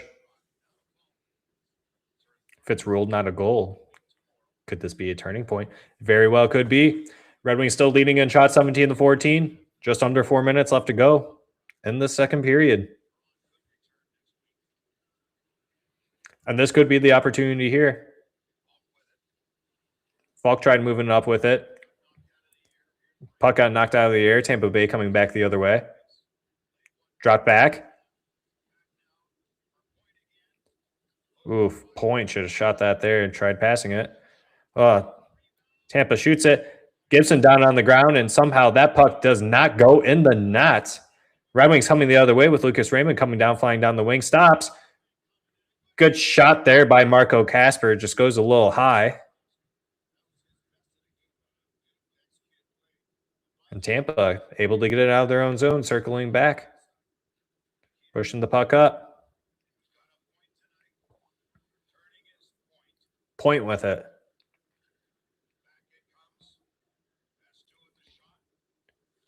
Trying to put the puck out in front of that camp. Board battle. Raymond able to collect that.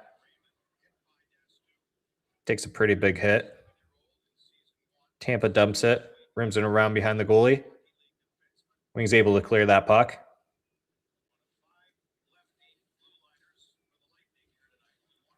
Raymond tried to get that puck at the center ice, but couldn't, and it gets picked off by a Tampa player. Tampa with it. Back to the blue line. To the other side. Down low, point shot.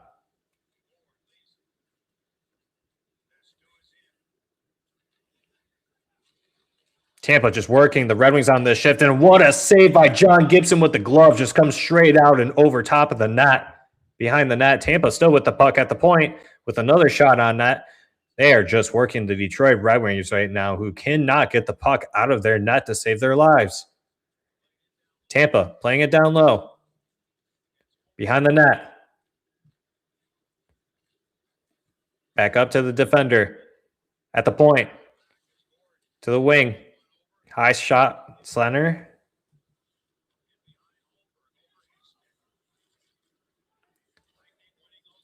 Tampa just moving the puck in every angle. John Gibson finally able to get a hold of that puck and stop the play to allow the Red Wings to get some fresh bodies out there on the ice. There is now 1:27 left to go in this period. Marco Kasper so close with a goal right there for Detroit Red Wings, which was blocked to look like a little bit there by Ryan McDonough. And John Gibson, you are so good, John Gibson. My God. Gibson is doing everything in his power to keep the Red Wings within this game.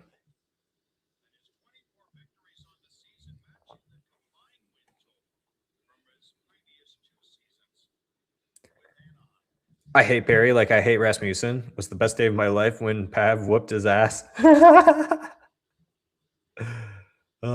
I remember that. I watched that. I remember that. That was a good one.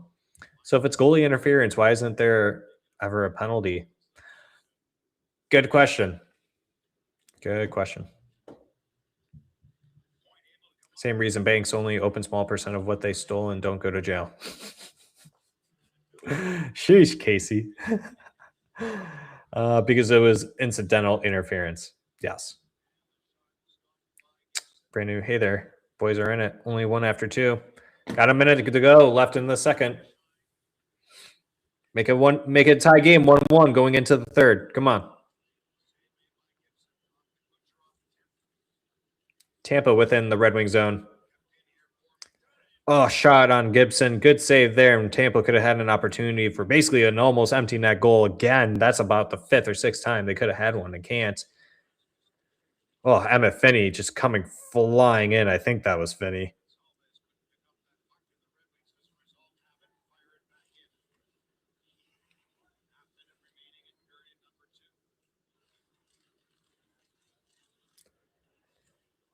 Confer. Kane. Trying to go to Sherratt. Oh, that's... Confer got cross-checked in the back there. That wasn't good. Surprised no call there. Big hit there on DeBrincat. Simon Evans or Justin Falk's going to run out the clock there. Second intermission.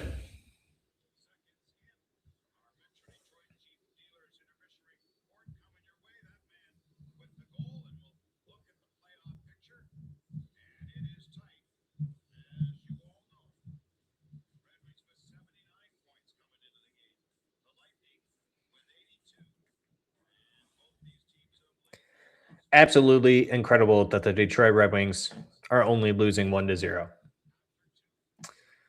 It very easily could be 4-0 with the amount of opportunities at open net shots that they could have had, and they just didn't have a player there ready for it. Yeah, Sherratt has to make that shot at him. I agree. Going into the third period, Red Wings, Tampa Bay. Tampa leading in shots 19-18. Red Wings leading in blocks 14-11. Also leading in faceoffs 59%. That is what's helping the Detroit Red Wings this game, is the faceoffs right there. Hits are 13-15 in favor of Tampa. Casey, we really do. We have a chance on this one. I mean, look, against the Tampa Bay, or not Tampa Bay, but we're playing against Tampa Bay, but against the Florida Panthers. We were winning up until a minute 30 left in the game. They tied it, and then with 15 seconds left, they scored to win. The Red Wings easily could do something like that. That's not out of the question. Does that happen all the time? No. Is it possible, though? It clearly is. It happened to them.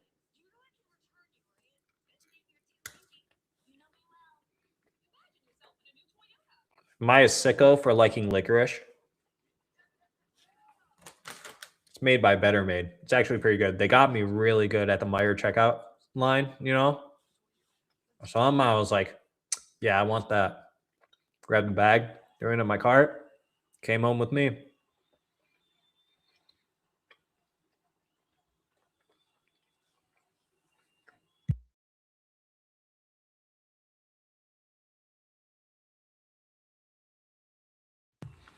Facts, Drew.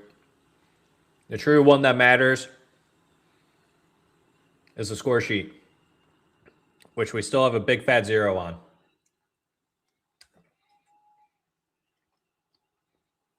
If you have not already, go on our Twitter at HockeyTownRD for rundown. HockeyTownRD. We are doing a giveaway for the Elmer Soderblom autograph card, Centennial Season, Octopus Ink. Let me go grab that for you guys. Let me go grab it. We will announce a winner here in a little bit, okay? But if you have not entered in that giveaway yet, go on Twitter and go on and enter in that. Who doesn't want a free autograph card?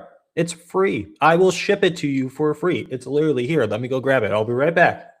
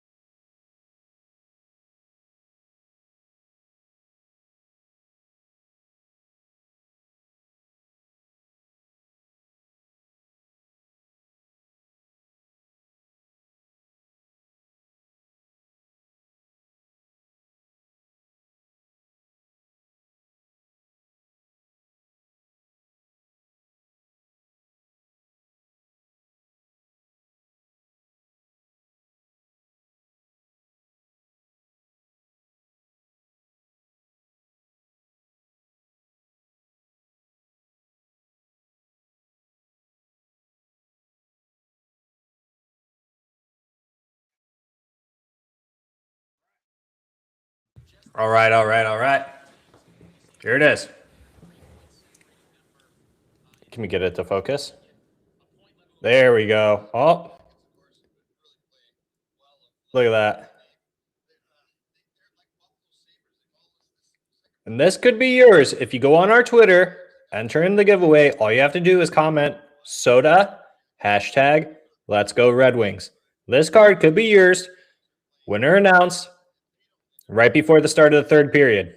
It'll still be the second intermission. Give some folks some time to jump on in here. Let everyone know. Go enter in this on Twitter at HockeyTownRD. That stands for Rundown. HockeyTown Rundown. Octopus Inc.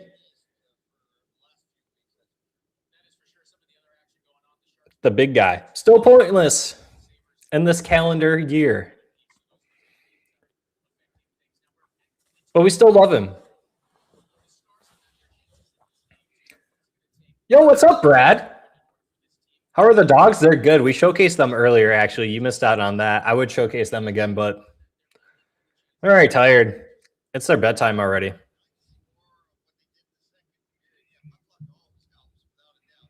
Hot wax. I didn't know Better Made had licorice. If you go to your local Meijer, if you go to the self-checkout aisle, you know how they make it super long now? Just go to like the self-checkout like parts.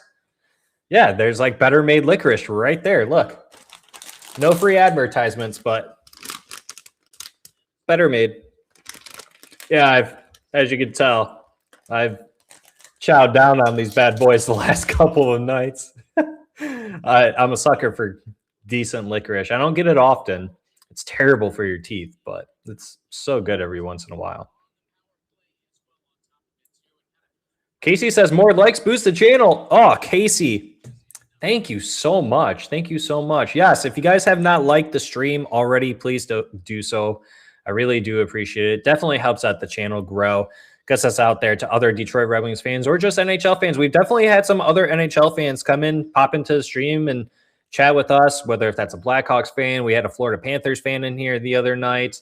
Had a couple others along the way as well. And it's always fun just to talk shop about hockey, not just about Detroit Red Wings, but hockey in general. I'm a true fan in terms of hockey. You know, whether if that's, I know that everyone always talks about Sidney Crosby. I can at least appreciate his talents and some of the other good players out there. I draft Nathan McKinnon every single chance I can in fantasy hockey because I know he's always going to finish as a one to top 3 player in fantasy hockey, you know, so you got to recognize talent and I try to as best as possible. And I try to appreciate the players and what they can bring, but you know, Red Wings first and always. So definitely appreciate it, Casey. Let them know. Yeah, go drop a like in the comment or, yeah, drop a like. You guys are commenting. Hit that subscribe button, too, if you guys haven't already. Doing so, all that stuff, it really is free, and it just helps us grow. That's all we ask of you guys is to help us out by doing that kind of stuff. All you got to do is just click that button. Easy peasy, lemon squeezy. Drew, black licorice is the devil's candy. Yeah, I've never had black licorice. And it's probably because of that, because that's, yeah, no, thank you. It just does not look appetizing. I don't know. Red's my favorite color, obviously. You guys can tell that. I love the color red. Red is my favorite color. Even my mic is red. So I don't know. Maybe it's because of the color. That's what got me on the licorice. We do grocery pickup at Meijer, so I don't go inside very often. I did the grocery pickup once. I get why people do it. I did it once, though, and I thought, you know, by the time I got there, and it might have been because I lived so close, but said it was going to take X, Y, and Z amount of time, and it really wasn't that much stuff. And it was me and my ex at the time, and I remember just waiting there in the car for like 20 minutes for my order. And I was like, I could have grocery shopped within this time. Instead, I'm just kind of sitting here in my car, and it was like during the summertime, you know, so I wasn't really too thrilled about that. So I said I would never do that again. I actually don't mind doing the grocery shopping. I do run into this occasional issue, though, where people, they just take one good look at me and they're like, you know what, for whatever reason, you just look like someone that I want to stop and talk to. It happened every time. I don't know what it is. People just always love looking at me, stopping me, and whether if it's asking for help or just casually just saying something like hi, hello, or whatever. And I'm like, hey, Can I help you? Because I'm always so confused. Like, do I know you? Hot Wax, your favorite color is also red? What up? What up? Red gang. Red gang. But not so much because of the Red Wings. Oh, why is your favorite color red? If you've had Jägermeister, you know what black licorice tastes like. Yes. Yes, I have had plenty of Jägermeister in my time, unfortunately, whiskey. What about whiskey? Have you ever had what is it called? Goldschlager. Have you ever had Goldschlager?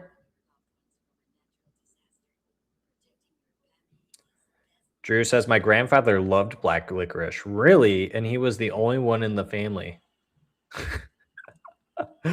I guess it's just specially made for special people, I guess, then, Drew. I don't know. Your grandfather must have been special. In a good way, obviously. Wax, are there any NHL teams you follow besides the Red Wings? It's okay if there isn't. Also, if Detroit gets a PWHL expansion team, will you do live streams of their games? I have been someone, I have not been to a PWHL game. I'll answer your questions from top to bottom. I don't have another team that I follow. Me and my one college buddies who actually was a host on the podcast, Derek, if you guys, if you know, Derek was around, but we're still very good friends. But Derek and I, when Vegas was becoming a team, before they actually became who they are today, we always said, hey, we're just going to jump on the bandwagon and just say, hey, we're fans of them because they're a brand new team.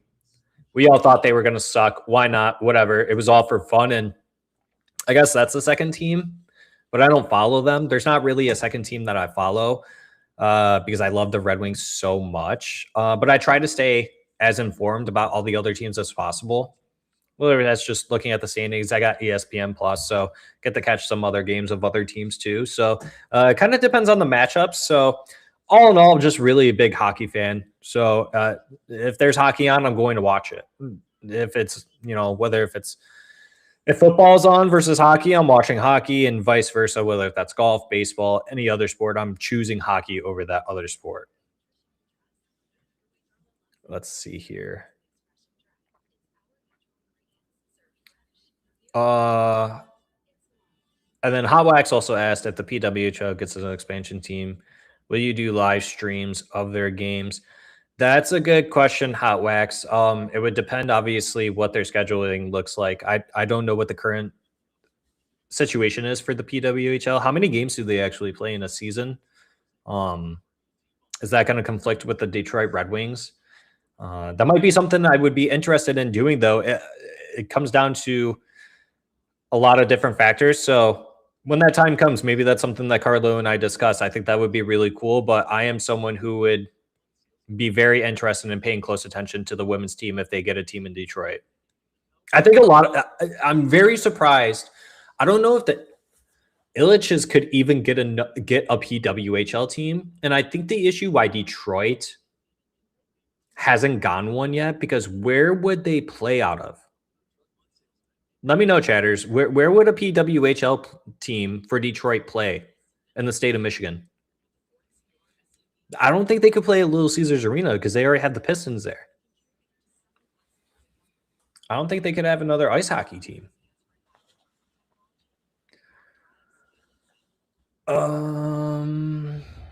Casey, try black licorice. Try black licorice. Oh my goodness! If you haven't, it's like stout beer compared to pale ale. Okay. Well, if I see black licorice out in the wild, I'll try it. James Vitale says it's a shame the Red Wings will miss the playoffs again. Well, they're still in the playoff spot, so not quite yet. Well, look who it is. King in the castle. There he is, Mr. Husky Highlights. What's up? What is up, my brother? How's it going? I forgot I had my volume turned all the way down, so I didn't hear anything you said. I said, what's up? What's up? I'm just reading some of the chatter comments here, and then we're going to be doing the giveaway here soon. We already got the winner picked out. So stay tuned on that. We do have the winner picked. So if you guys are joining us for that, thank you for joining us for that. But Hesky Highlights in the house. What up, buddy? What's up? Yeah, I'm trying to figure out where I left off on these comments. Hotwax, I don't know exactly why I like the color red so much, but it probably has something to do with it standing out. Yeah, red just pops, man. Drew says Casey is possessed because Casey likes black licorice. Do you like licorice, Jimmy? I do, but not the black. I like the red. Yeah, see, that's what I'm saying. But apparently, the black tastes like a Guinness or stout. I do like the jelly beans though, which are I guess taste black jelly beans. All right, it's like I guess, but I'm weird. I don't know. Licorice, no, but the jelly beans, I'll go for a couple of them. Casey says I have Goldschlager in my cabinet now. That's interesting, Casey. And then Whiskey says Goldschlager is an underage drink staple. LOL. Of course, I've had it. You only got it when you were underage because of the gold flakes, eh? Thought it would make you feel cool. That's what I thought back in the day too. Hot Wax before Vegas came. What are they today? They made the Cup Finals their first season. Yeah, Vegas made the Cup Finals their first season, and no one had them pegged that. Carmen Wright, be afraid, be very afraid of the gold flakes from Goldschlager. Yeah. Casey, Red Wings fan since 90, and it's still my favorite team, even with my family being management on Zellner's Pistons. Trying to catch up with all of these. Chatters are being chatty tonight. Hot Wax also said, I guess there wouldn't be much points since they live stream all their games for free on their channel. Fair enough. He was asking if we would live stream PWHL games if Detroit got a PWHL team, Jimmy. That'd be fun. I don't know what the schedule would look like conflicting with the Wings. Mark Walter owns all the PWHL teams. I don't know who Mark Walter is. Intermission, edible time. For now, 2 more with the win. The rest. Drew said that he got his phone fixed and his apps work now again and his notifications. Whiskey says Van Andel. Drew says effing autocorrect. Whiskey and Wings. They could play in Plymouth CompuWare. I did hear people say that. Maybe you said that in the chatters once before on a live stream too. But yeah, that is a good point. Hot Wax. I wouldn't know what it tastes like because I don't drink. All I know is that it tastes nasty as heck, in my opinion. Yeah, it probably does. Oh wait, Goldschlager. Oh yeah, no, Goldschlager does not taste good. No. Back in the day though. You take a shot of Goldschlager and then Jägermeister, dangerous combo. Those were bad college days. Dan B says Goldschlager is a teenage girl drink. Is it only because of the Gold Slick vodka from the movie? What's that movie? Please help me out, guys. What's the movie with McLovin called? Please help me out here. Don't make me look like a fool here. All right. Game's about to start. You talking about super bad? Yeah, super bad. Thank you so much. Yeah, no problem. Yeah, such a great movie. I love that movie. And the winner of the... Let me see if I can get this to focus. Is it focusing? No. Yeah, there we go. And the winner of the Elmer Soderblom card is Ronald Levq. I believe I'm pronouncing that right. At Ron_Levq. You are the winner of the Elmer Soderblom autograph card. Congratulations. Congrats. All right, big third period. And with that out of the way, let's start the third period. What do you think of the game so far, Jimmy? Did you get to catch any of it, or you need a little caught up? Yeah, I caught, I was checking my phone. I see that the shots are equal. I looked at the goal when it was updated, but other than that, I haven't watched much of the game. Had them daddy duties. Jimmy on daddy duties. Well, daddy, you didn't miss out on much because honestly, it should be a way high scoring game on Tampa Bay's end, but the Red Wings are somehow staying within it, man. They're just doing really good on the faceoffs. I believe it's like 60 to 40% in favor of the Wings on the faceoffs. Yeah, it says 57 to 42% there. Shots are even 18. Red Wings have 14 blocked shots, 14 hits this game. So they're keeping well up the That's what pace. you got to do. Honestly, all the Red Wings need is tie just that one lucky bounce. They just need that one lucky bounce. Dan B, might as well give him a Zadina card. Hey, I got a Philip Zadina jersey in my closet if you want that, Dan. At one point, I was a Zadina truther. I paid good money for that jersey. I got to send it in to get that name and number swapped out. So if anyone knows a good place in the Metro Detroit area, please let me know so I could get that changed. I would really appreciate that. I'm sick of looking at that. I haven't worn that in probably 4 years. It's just sitting in there collecting dust. Maybe that's what I'll give in the next giveaway. Is a used Philip Zadina jersey, and it's used by me, not Philip Zadina. Hockey Town run down giveaway. Zack Warren used Philip Zadina jersey, and Tampa Bay scores, making it 2-0. Wow. Wow. Wow.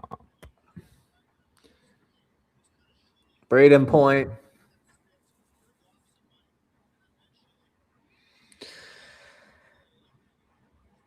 I vote we start a GoFundMe to get the Red Wings a new center.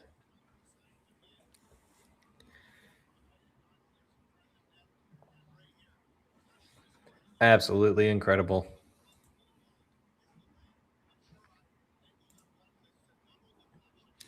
God damn it. Shot from the point. Looks like it goes off of Sherratt's knee past Gibson.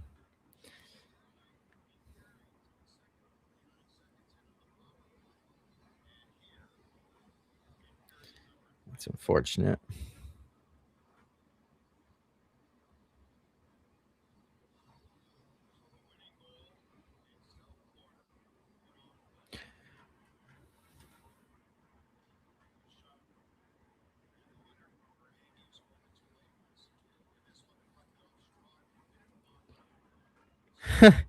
Yeah, you're going to eat the whole bag, Drew. Drew, you might as well at this point, buddy. Honestly, whatever you got, bring me one too.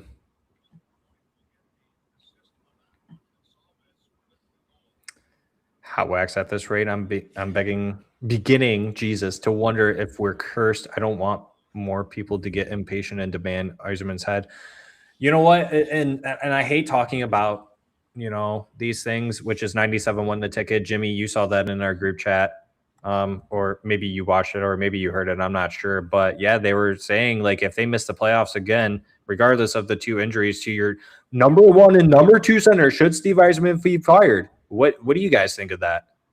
Jimmy, I'm curious to hear from you, but I think that's kind of a crock of shit, to be honest. Yeah, it's not happening. You can't blame your captain and your second line center getting injured. People say you can blame that they don't have enough depth and all of that stuff, but he's not getting fired for. Red Wings with good opportunities here, and they can't convert there. And like Casey said there, 3 wins this month, and we do really good in April. They're still, I'm not counting this team out. I made a post on their Facebook page today. I still believe in this team.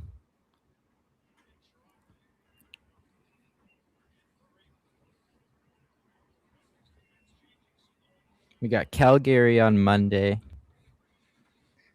All right, hold on, chatters. 1 second before we continue further. Jimmy, I know you probably don't like this, and I hate to call you out. Doesn't Jimmy say Calgary? Funny. I say it the Canadian way. Calgary. Calgary. I say it like that now too, not because of you, like not to make fun of you or anything, but it's because I do think it's really funny saying it that way. Calgary. Calgary. Yzerman doesn't control the injuries, but he does control the depth. And that is a very That's fair what I was point, and saying. that is where a lot of people give Yzerman the fleck in the pro scouting staff. And I'm very surprised that at the very least, Steve Yzerman hasn't done something to address the pro scouting staff, or at least we haven't heard anything on that. Like, I don't know if that's something that they put out there or what, but Drew says he won't be fired. A lot of people say he won't be fired because he has the lifetime contract. I do think that there would come a point in time where ownership would be like, hey, like, we've been waiting. And I think if you don't make it this season and next season, then he's gone. I will say that. Drew said, I said this a couple months ago, the Wings could very well end the season with 95 points and still miss a playoff. East is just that stacked. Yeah, and then when you add on the injuries on top of that, Drew, exactly right. I mean, and that's the reality. You got to look at it. But like when Jake was on, we had Jake Rivard on for the bit of the first period, Jimmy, and he said it's just so tough because you look at the West and the Ducks are first in their division and they wouldn't even be in a playoff spot right now in the East. So it's so tough. Like that's like it's like you got some stipulations, but it's like how much longer can you sit there and say like the injuries got us once again? Well, blah blah blah blah blah. The Vegas and Florida losses are going to hunt them. Yeah. Those were Carmen. Those were 2 games that they probably should have won. 100%. Dan B, I believe in Yzerman because of their drafting record. 100%. I'm with you there, especially in the first round, and that's why he didn't trade any of them. To that point, Dan. That's why he hasn't traded any of them. He's kept all of them. He's only traded futures that he hasn't used yet. So give it to someone else and watch St. Louis not being able to utilize that pick for that first round pick that they're going to use. Even if it's pick 15 or 16, let's say the Wings do miss the playoffs and they pick 15 or 16, they're not going to see that player probably for at least 2 to 4 years. That doesn't help the Red Wings at all. So there's that. Scott says we can't use injuries as an excuse. Every team deals with injuries. That's very fair. Unfortunately, everybody will blame Yzerman for this call and call for his head. I mean, fair point. I mean, should have Steve Yzerman gone out and trade for a center instead of a defenseman? I don't think there was a right or wrong answer in the way that he addressed it at the trade deadline, but I mean, in Yzerman's defense, he didn't. No one gave him a vision into the future and didn't know that his captain and second line center were going to drop like flies in the next game coming up after the trade deadline to the same team in 2 separate games. If he knew that would have happened, he would have went out and figured out maybe a depth forward, but he picked up a depth forward in Perron and a shutdown or a 2-way defenseman in Falk. So now everyone's saying he didn't do enough because there's injuries. So I don't know. It's unfortunate. We were actually, before Larkin and Kopp went down, I read a stat that we were a team with like the least amount of injuries all season. Yep. So unfortunately, it just hit us at the very worst time. But every team deals with all of this, especially the good the Red Wings teams. scored! Alex DeBrincat! Let's freaking go! Cat's out of the bag! Cat's out of the bag! Let's freaking go! Cat's out of the bag! Cat's out of the freaking bag! It's a 1-goal game, boys and girls. It's a 1-goal freaking game. Let's freaking go. Let's go. Let's go, Cat. Cat's out of the bag. Let's freaking go. That's a big goal. It's a huge goal. Huge goal. Patrick Kane passing it down to him. Andrew Kopp. I don't know if that got tipped or what by JT Compher, but it must have gotten tipped by someone because that went up. He was not expecting that, Andrei Vasilevsky.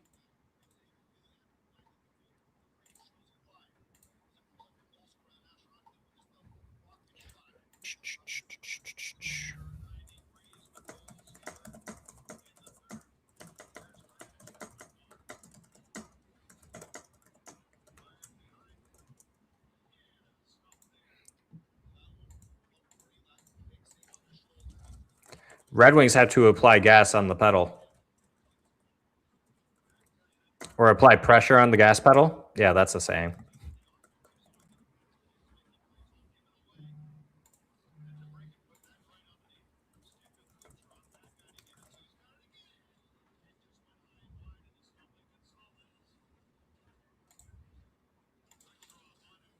Oh, bad turnover.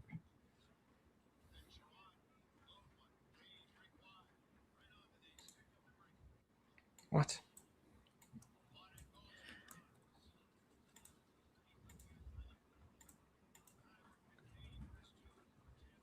And Whiskey, that's a fair point. I think that should have been handled in the offseason prior to the season starting. I don't think Appleton was much of a scoring forward.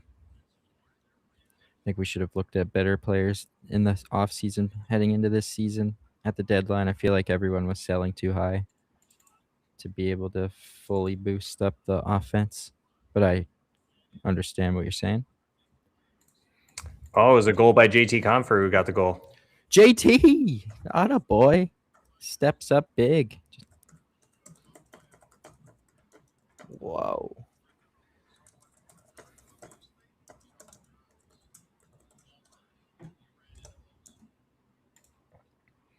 I was like, why did the tweet get deleted?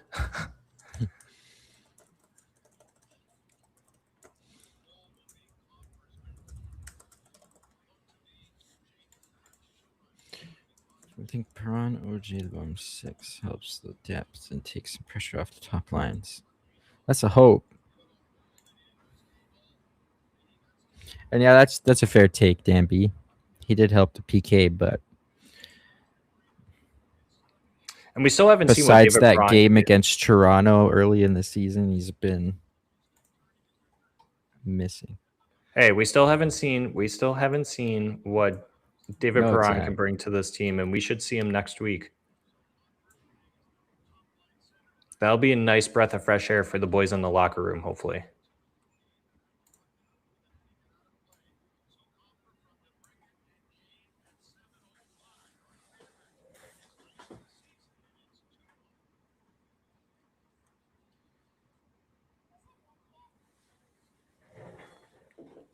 All right, who's going to be the hero? Who's going to be the one who ties the game up? Hopefully, I think it's Marco Kasper or Emmett Finney. It's a good take. Ben Sherratt, give it to me. Point The overnight shot assassin, is gonna OT sneak Benny. its way through. Ben Sherratt, he's gonna sneak a puck through. We're gonna have this game tied. I hope The he plays versus overnight assassin. Calgary. I'll be at that game.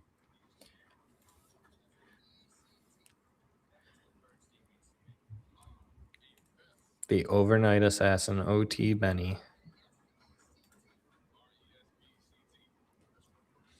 Yeah, I've been wanting to see Lombardi in the show forever.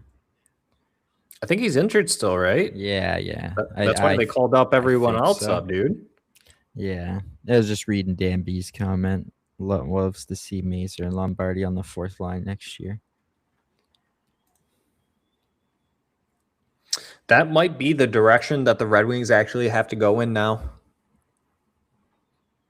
Instead of going in free agency, because every time they go in free agency, they keep on getting these guys who are just jerseys, like Tom McClellan says. And that's why it's so important, and that's why Steve Yzerman kept on saying to everyone, like, hey, I have to develop through the draft because it's hard to get them through free agency. They just keep re-signing with their current clubs. Because one, players don't want to leave, and because teams now can pay them whatever they want.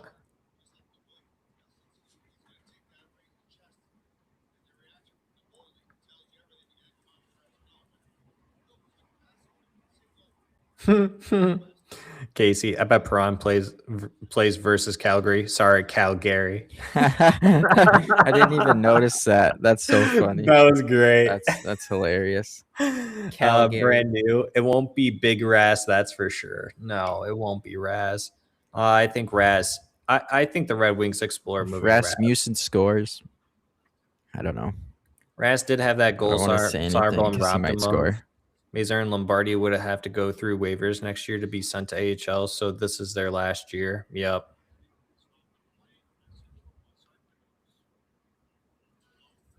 But yeah, you need to start with the next wave of Grand Rapids Griffins players. I mean, getting words that Eddie Gemborg and Anton Johansson could be making their way to North America as early as Saturday. potentially. So, or at least that's when their season's end. I think that's what Let's Go Red Wings prospects put out there earlier this morning. If you guys don't follow him on Twitter, go follow him. Friend of the pod. Mhm. He's been on our show once. Oh, really? That's cool.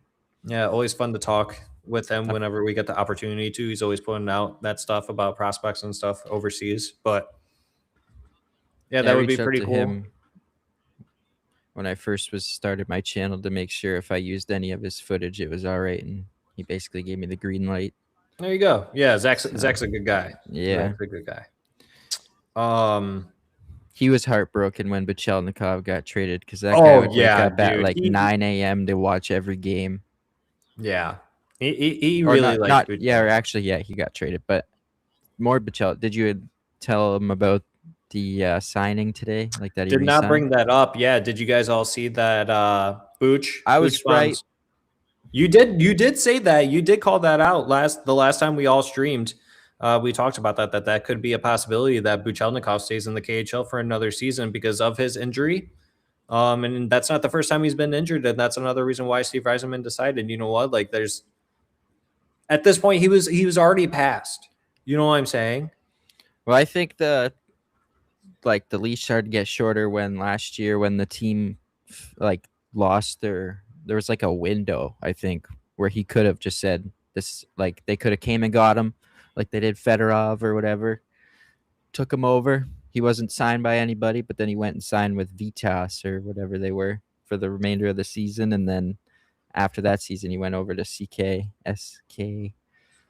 Yeah, CSKA. Yeah, so it's They call it maybe, Sky, I think. Maybe Ska. they called him up when the team got sold, and they're like, "Hey, come to North America." He gave him the like, "Hold on, I gotta make some phone calls," and then all of a sudden he signed with the other team. Who knows? Yeah, he could have made North America, and he probably would have been good here. But Dan B's making a hot call. He says Bear and Gedborg are so similar to Finney. I feel like McClellan will love them, and they could make the team next year. Oh, I'm a big Carter Bear fan. The only issue is that Carter Bear, I don't think Genborg was there, but Carter Bear didn't really have. Carter Bear did get extended looks, though, in the preseason. I don't know if you remember. Like, he did get extended looks, and they kept him longer than he was supposed to go back to his club. So Dan could be onto something there where they really like what they see out of Carter Bear, who's had he's been hot. I believe you that, Casey. Keep up the positive energy. Love to see it. Yeah, Red Wings just had a really good opportunity there, and Vasilevsky came in hot with a save there. Yeah, we still can win this. I mean, it's a 1-goal game. 7 minutes left. Who said it? It's a game to 3. Who gets there first? Red Wings have every bit of opportunity. Shots are tied right now. It's like being a baseball prospect for the Yankees and being traded to the White Sox. I did read that like Bachelnikov's sister like had a place in Michigan or something like picked out, or she might have already moved or something. Really? That was just on X though. You can't believe everything you see on there, but especially now with the chip, you can just buy a check mark. So it's like even if they have it next to their name, it doesn't mean they're an official source. But according to the thing I read, either his sister bought an apartment in Michigan or looked at one or something. But so maybe what Brandon said, maybe he did want to come and then he got traded and he's like, all right, I'm going to stay. Because what a save, John Gibson. Oh, my God. Let's go, Gibby. We need that. Freaking save. Remember that save. Oh, my God. When we talk about it. Yeah, brand new. Came up with that first. Wow. What a save there by Vasilevsky. They're re-showing that one. He kept that a 1-goal game for the Tampa Bay Lightning. Oh, he didn't even save it. That hit the post. Ooh. John Gibson saved that one, though. Big save by Gibby. We're getting chances, though. Getting chances. 6:26 left in the third period. Putting them on their heels. Going into a timeout. This team's lost 7 of their past 8 games. They're in their heads. Tampa's lost 7 of the last 8? That's what Ken Daniels said. That's crazy. If Ken Daniels said it, well, then it must be true. Because he fact checks a bunch of stuff.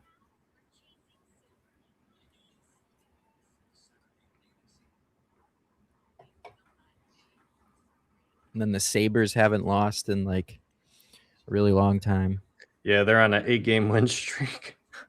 It's crazy. Isn't that fucking insane, bro? I saw like a Buffalo Sabres media person, don't know who it was, but they were saying they should offer sheet Connor Bedard next year. Max contract.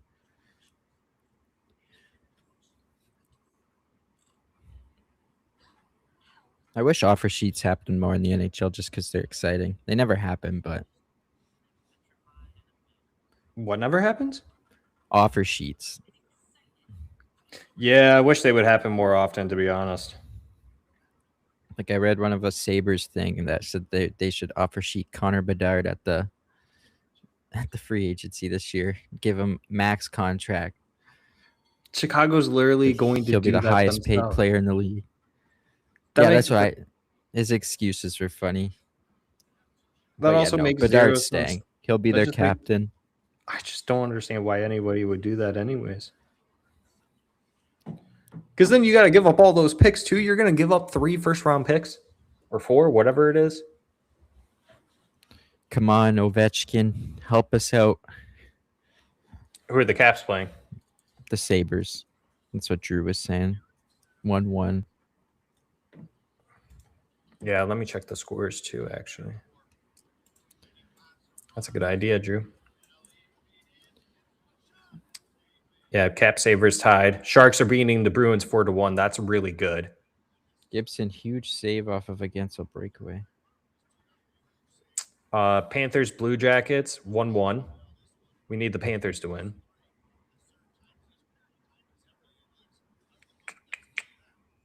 Flames are beating the Devils. That one doesn't really matter too much. What are the standings anyways? But we need the Golden Knights to beat the Penguins later tonight.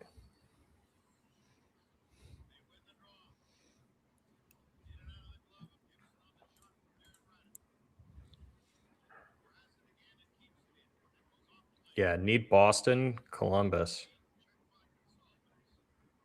to lose.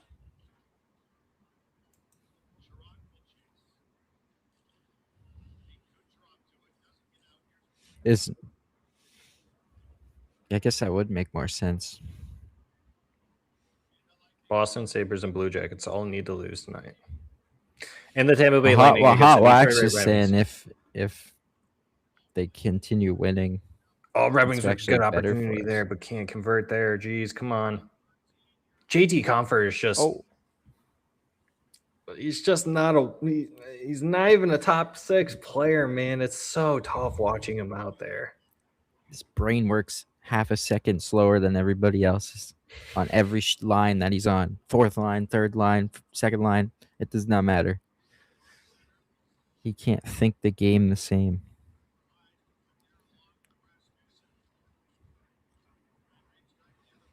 I haven't seen or heard, like, I don't think I've said Mason Appleton's name once this game.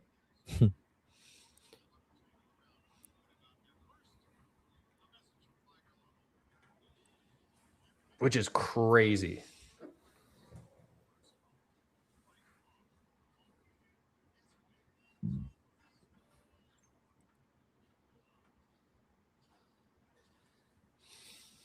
All we do is win Figer Law. That's what we're going to do.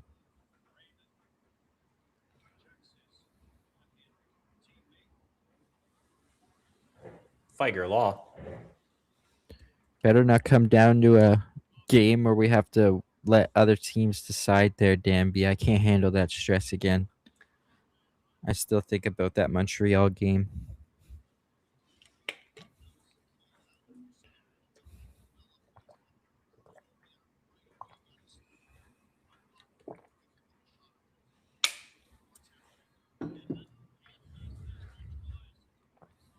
Yeah, if we have to go through another season of that where it comes down to literally the last game, the last period, the last like 2 minutes, I might actually have a stroke.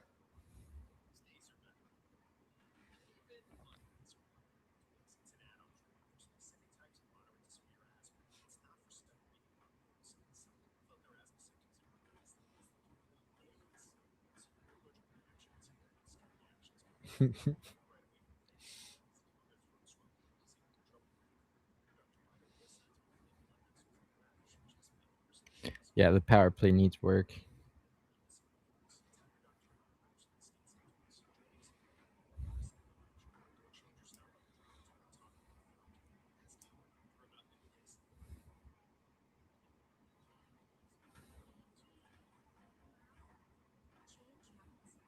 If Minnesota on April 5th could decide it, that'd be pretty sweet too. I'll be at that game as well.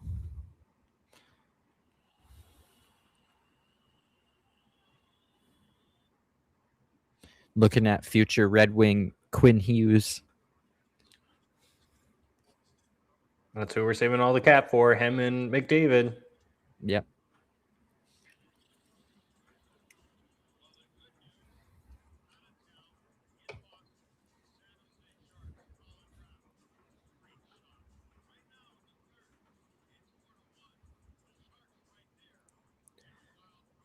I mean, Wayne Gretzky almost came to the Red Wings, so why not Connor McDavid?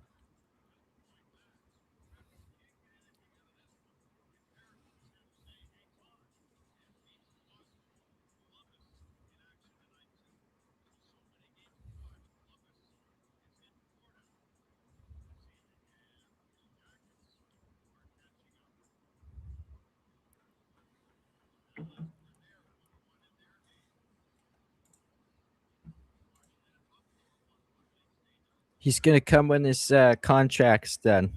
He wants to play in Michigan. He loves Michigan. He comes here every summer. He wanted to be a Red Wing. I think he was pretty upset we didn't get the deal done. Yeah, if Quinn Hughes doesn't sign that extension, you know, If there's in the no off-season? contract extent, yeah.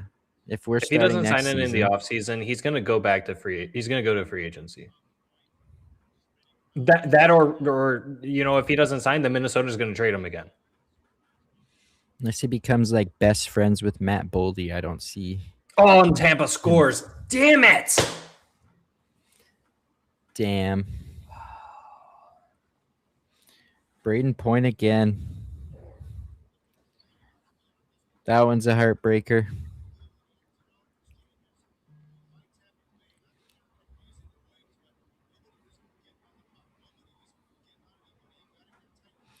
That's a heartbreaker, everybody. 3:38 remaining.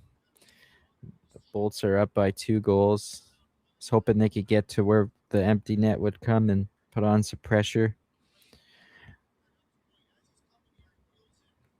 No shot. Gibson sees that with Edvinsson standing right in front of him as he's trying to tie up his man out front. But as he's doing that, the shot comes through. Gibson can't see it, and it is a 2-goal game for the Lightning. Oh, I said it's the first of 3, and Tampa got there. We've seen crazier. We have. Florida scored 2 goals in less than a minute 30 last game. We can do this. Who's going to be the guy to come out on top? And not 4-1. And that'll do it.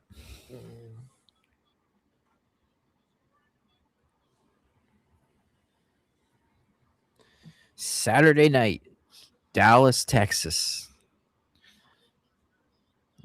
We try her again.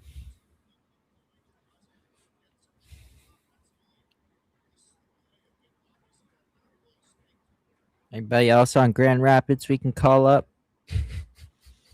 Anybody? Like any.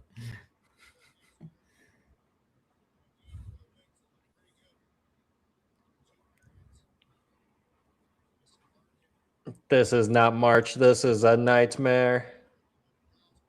Yeah. I put blame on everyone who kept putting this to fruition, who kept bringing up the watch out the Red Wings in March, watch the Red Wings in March, watch the famous collapse, to this, to that, to that. I blame the people who kept putting that out there in the freaking universe. Incredible. Absolutely incredible. I can't really get too upset. It's the Tampa Bay Lightning, okay? They're like top 5 in the league, right? We can't blow this out of proportion. It's only it, We're out. it, it Top was two it's a centers. 3 Top to center 1 is game. JT Comfort. It was a 3 to 1 Brutal. game. I mean, the Red Wings did a good job for the most part, but man.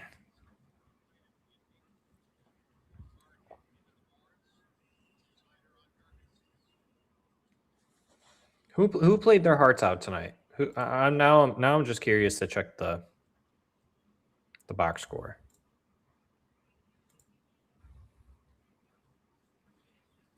Sheldon Dryzen, 8.5 minutes, 2 shots on net, 1 block, 3 hits. Michael Rasmussen, 1 shot, 2 blocks, 1 hit. Comfer with 3 shots, 1 block. That's it. Emmett Finney, 1 block, no shots, 3 hits, 2 giveaways. Dominic Shine, 2 shots, 2 blocks, 3 hits, 1 giveaway. Patrick Kane, 4 shots, 2 hits.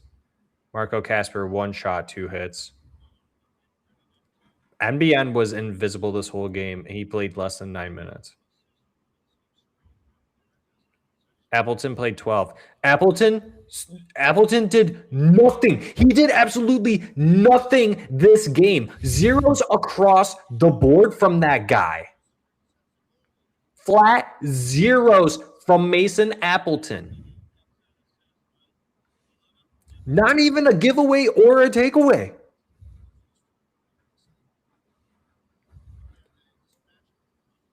The literal definition of just a jersey. Incredible. Have a good one, Drew. Bye, Drew. Yeah, this is a tough one, guys. Unfortunate. Back on the saddle on Saturday, though. We got to let this one go. It is what it is. Soak it in. Let your hearts out for the moment. But come tomorrow, it's a new day. The boys got to treat it like that too.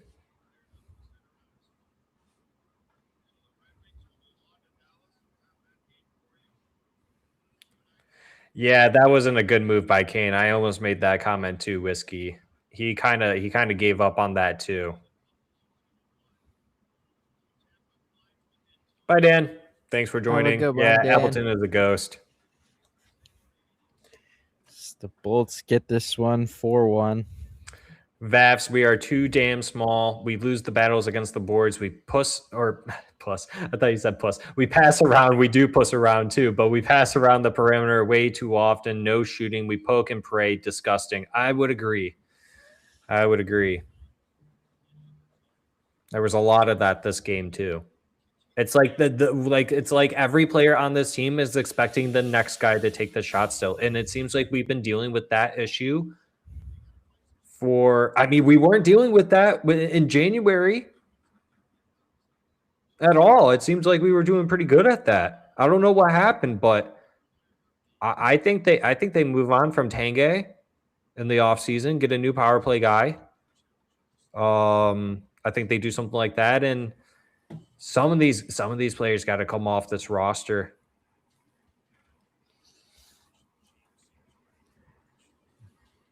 Because this is where, even if you miss the playoffs, you know who you have to remove from your roster going into next season. The players that are still contracted.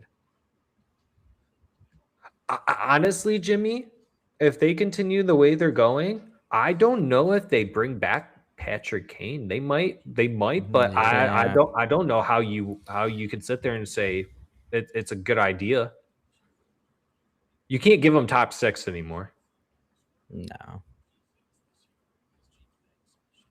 Kane's one of my favorite players, so it's a hard topic, but I can agree. I've watched him and it's been frustrating. Tough season. 5-on-5, he's along the boards. He's impossible to get the puck. Like, he can't get the puck when it's along the boards. He basically needs like a clear straight cut to the net to make it happen. The second the puck's on his tape, it's like he's looking for DeBrincat every single time lately, and it's like there's open passes sometimes. Sometimes he can even take the shot. But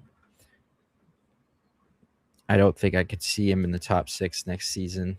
Now, if he would sign as a third-line right winger, I still want him around for his veteran in leadership and what he brings to the locker room, and being a kid on a team, being able to play alongside Patch Kane is huge. But as a top 6 forward, when we're trying to compete for playoffs, we need contributing forwards.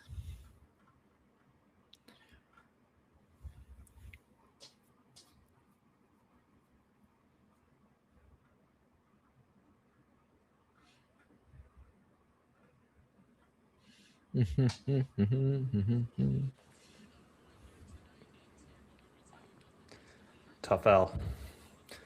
I see there's some tough conversations going on in the chatters too. Yeah, it's just frustrating time. Playoffs is not out the window, though. Yeah, it's okay to be I'll frustrated, die but on just that hill. remember, at the end of the day, everyone, that we all love each other and that we all want the same thing for this team, is that for them to be good. There is no right or wrong answers. I think the way that Yzerman, before the injuries, Jimmy, I think we could all agree on this. I think it's very fair to say, maybe not for some, but I think for some, that it's fair to say that Yzerman played it the right way. He went out and got a top 4 defenseman at the very least. That was one of the needs that he needed to go out and get. For him to go out and get everything that he needed was damn near impossible. That's a lot to ask. I get it. But the timing just wasn't there. It's unfortunate. This doesn't mean that we're out of the playoffs. Let's see. How's Not at all. Boston looking? Let's check the other teams. Boston's losing 4-2. Flames just won 5-4 against the Devils. And then Caps beat out the Sabres. Let's freaking go. And then the Panthers beat the Blue Jackets in OT. Let's go. That's huge. That's a huge night for us. I know it sucks that we have to wait for other teams to lose, but that's huge for us.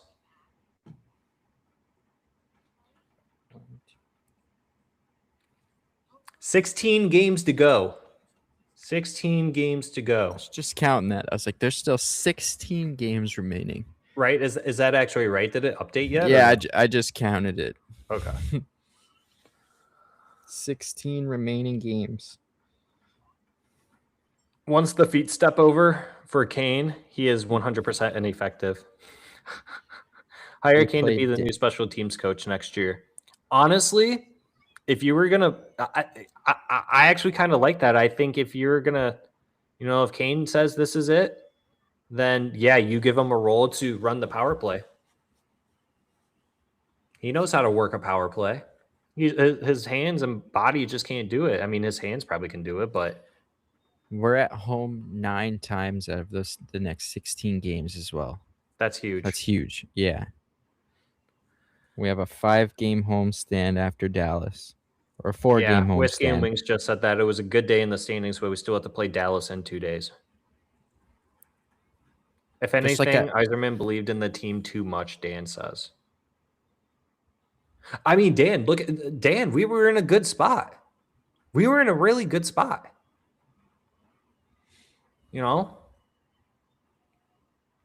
Whiskey says still not going 10-6 though. Don't get upset when we lose to Dallas. Yeah, I mean,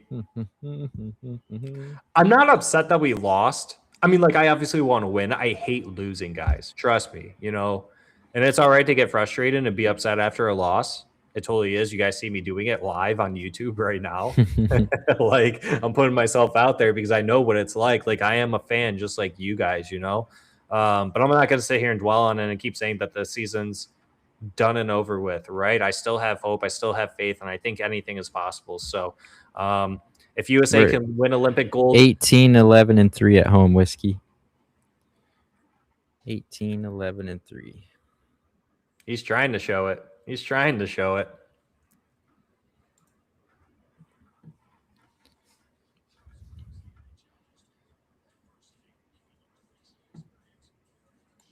Sorry to cut you off, by the way.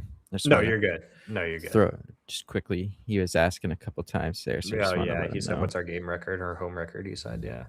Carmen Wright says kind of looks like the Jackets got goalied by Bob, but they still got a point. Yeah, they still got a point, but that's out of the 3 teams we needed to lose tonight, only one of them got 1 point. That's huge. If Larkin was healthy, they could be killing now and everyone would be happy. Yeah, if it was only Andrew Kopp that went down and we still had Dylan Larkin, it would be completely different. Hope you have a good shift, Whiskey. Sorry Bye, to hear that you Whiskey. got to work in 20 minutes. Have fun. Sorry the Red Wings didn't get the job done for you, man.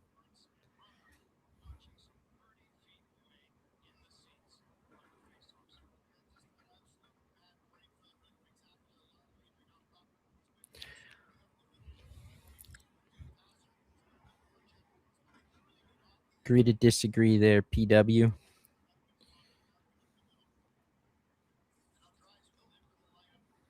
Yeah.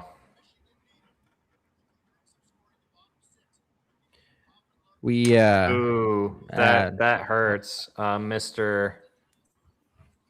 Agadas? Caesar?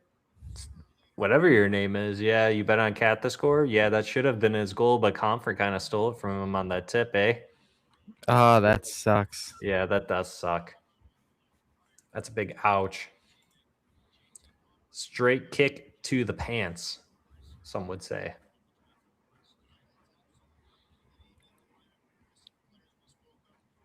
I'm demoting Mason Appleton though. If I'm Tom McClellan down to the 4th line, and I'm moving Shine or JVR up.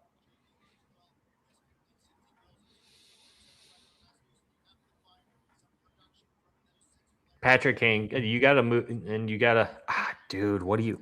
I think you got to move MBN up to where Lucas Raymond is, and then you put Lucas Raymond where Patrick Kane is. So Patrick Kane down to the 3rd line. You put MBN with Finney and Casper. Something. I don't know at this point. You got to do a shakeup.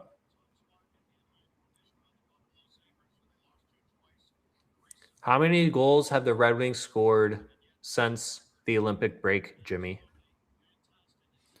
How many goals have we scored since the Olympic break? Yeah. Give me 2 seconds. Let me take a guess, and I'm going to guess it's like 10 goals. 10?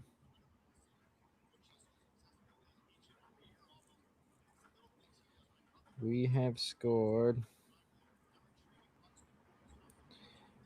2, 4.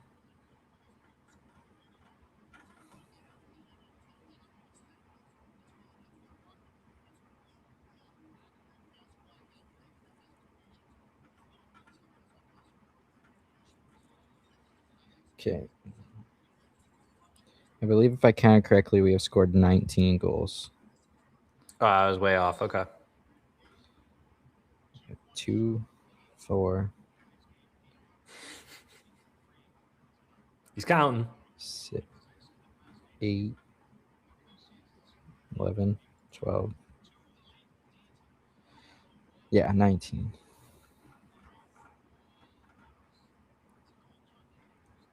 Don't ask me how many we've allowed, though.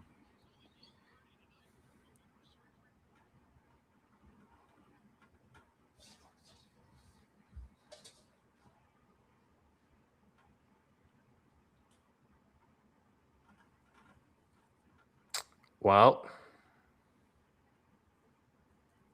We've allowed 20, so we've scored 19, allowed 20.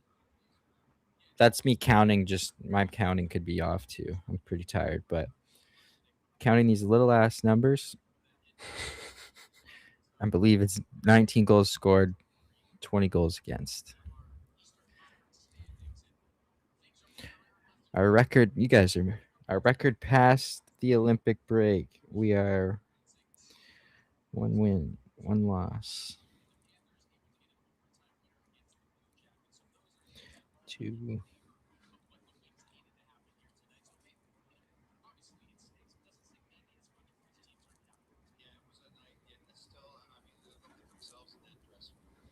We're 3-5-0 since the break ended. We beat Nashville, New Jersey, and Ottawa. And then we lost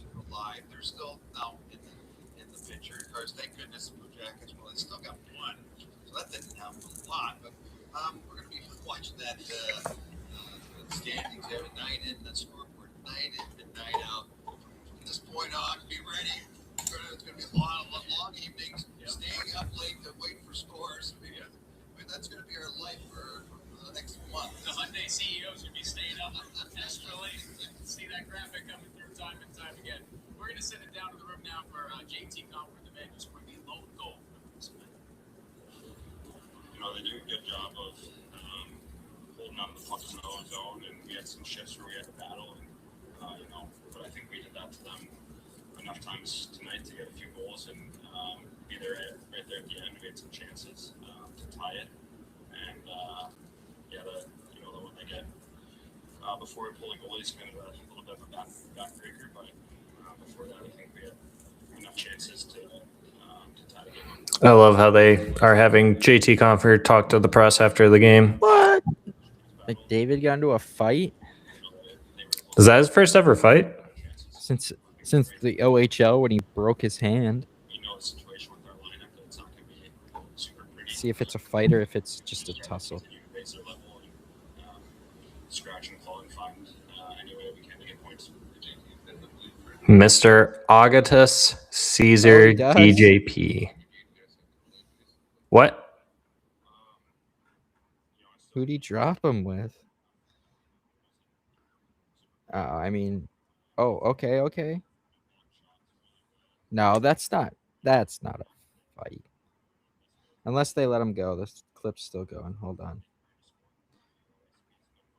That's like buckets of gloves with the boys in the locker room.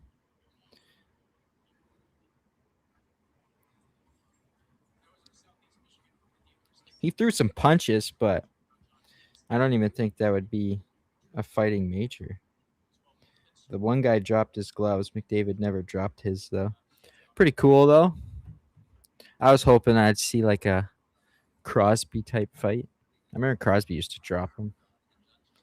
He's actually not bad at it.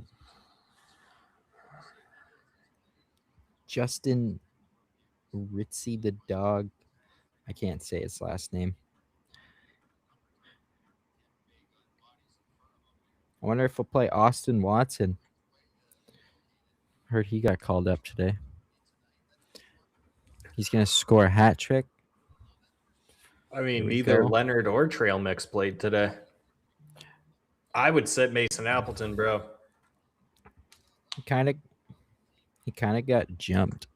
I would show you guys, but I can't show you guys. But go look it up. Just search on X or YouTube or whatever, McDavid fight, and it'll come up. Basically, to explain it, they're along the long boards. Whistle goes. There's a scrum. McDavid comes in, gives a couple little jabs to the guy. The guy doesn't like it. He gives some back. They kind of scrap, and then the guy drops his gloves, but they're like too close to do anything. Then the refs come in and break it up.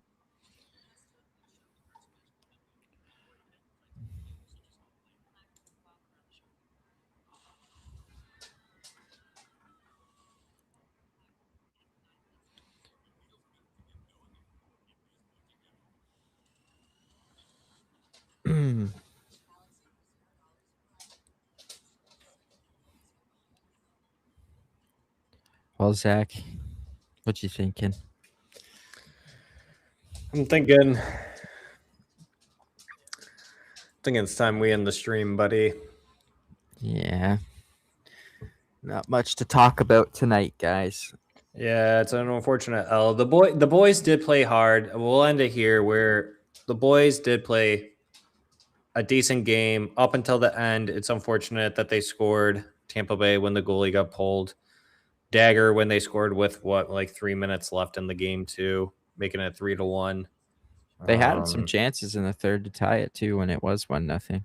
Yeah. Vasilevsky made some saves. They missed the net. That one chance that we could have tied it on just hit the post. So it wasn't like we came out like that one game where they didn't even get a shot in the third period down by a goal. A month ago, I think it was.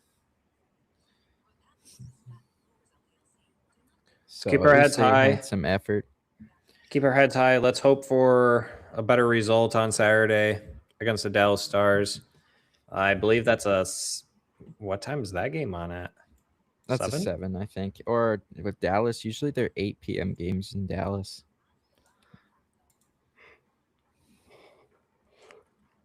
That will be 8 p.m. game Yeah. Eastern time. More than likely, I think I'll be able to go live for that. But look out for our announcement, obviously, as always. Things quickly change. So, but yeah, Jimmy, let's stay with our heads high. Carlos probably going to text us in the morning to show us our facial reactions again. Yep. Carlo, if you're watching this, hi. Miss What's you, up, bud. buddy? Yeah, Dan, we're good. Honestly, we're not. It's not like I'm going to go find the nearest bridge or anything. So I'm good. Just going to take my dogs outside, crawl into bed, and just fall asleep, honestly. That's usually how it goes after. That's how it goes with wins, too, except I'm more hype. So Takes it is long what to it fall is. asleep. It's just, at the end of the day, we always have to remember, too, it's just a sport. We don't play it. We're just watching grown men play a game, too. Mhm.